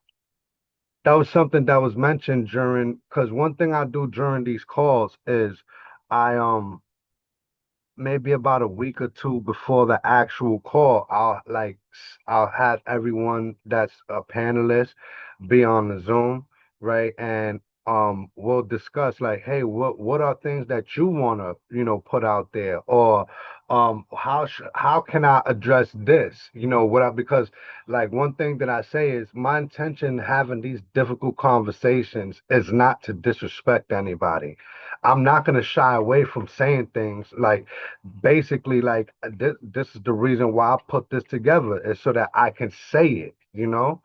So, but it's not to disrespect anybody, right? And that's what I try to let them know. I don't. If there's like a question that I say that I ask you that is kind of out of pocket, yo, let me know. Yeah, I'm fine. I'll be like, all right, no problem. I'll go to the next question. But my intention is never to disrespect anyone. My intention is to actually lay it all out, right? And that's the foundation. And I like when people can actually do that, but something that they said was, well, is this going to be something on just, slandering the faith community? Um, and that's the piece that, I felt them, when they asked that, and I'm like, it's not even that at all. Like I'm not a Christian, but I believe in the Bible. I'm trying to get back into faith and stuff like that. So I'm not here for that. You know what I mean? Like, um, I'm here to speak about things, and that was the thing that I had to keep on the front of my mind during this conversation. But it was amazing that we could actually all get together, not have a very opposing opinions and still be in community with each other. I just hope that when, people watch this, whether it's the people that was the panelists rewatching it or it's someone new coming through, I just hope that, we could hold space for both ends at all times, if I'm being honest, you know. But if, understand, like the whole church is not the whole church. And that's the best way that I could put it. You know, we have a pocket of people who practice faith who like they are genuine in our community and their health, and they're not worried about them sinning, so they're not gonna service them. There are some people like that, don't get it wrong, and that sucks.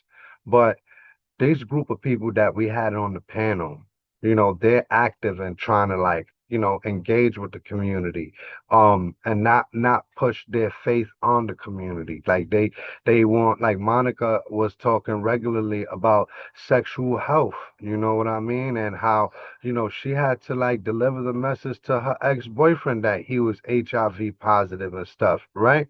So whether we in church or not, like sex is gonna happen, inequities is going to happen, drugs is going to happen. So if we know that and we know that Jesus sat with the sinners, then why are we shaming people? Why are we pointing the finger? Especially if we know you point the finger at someone, you got three pointed at you, right? And that's the thing right there also that like kind of always kept me away from the faith, basically is that we got a bunch of people pointing fingers like we don't know what you're doing, and stuff like that. So there's a lot of things that we have to address.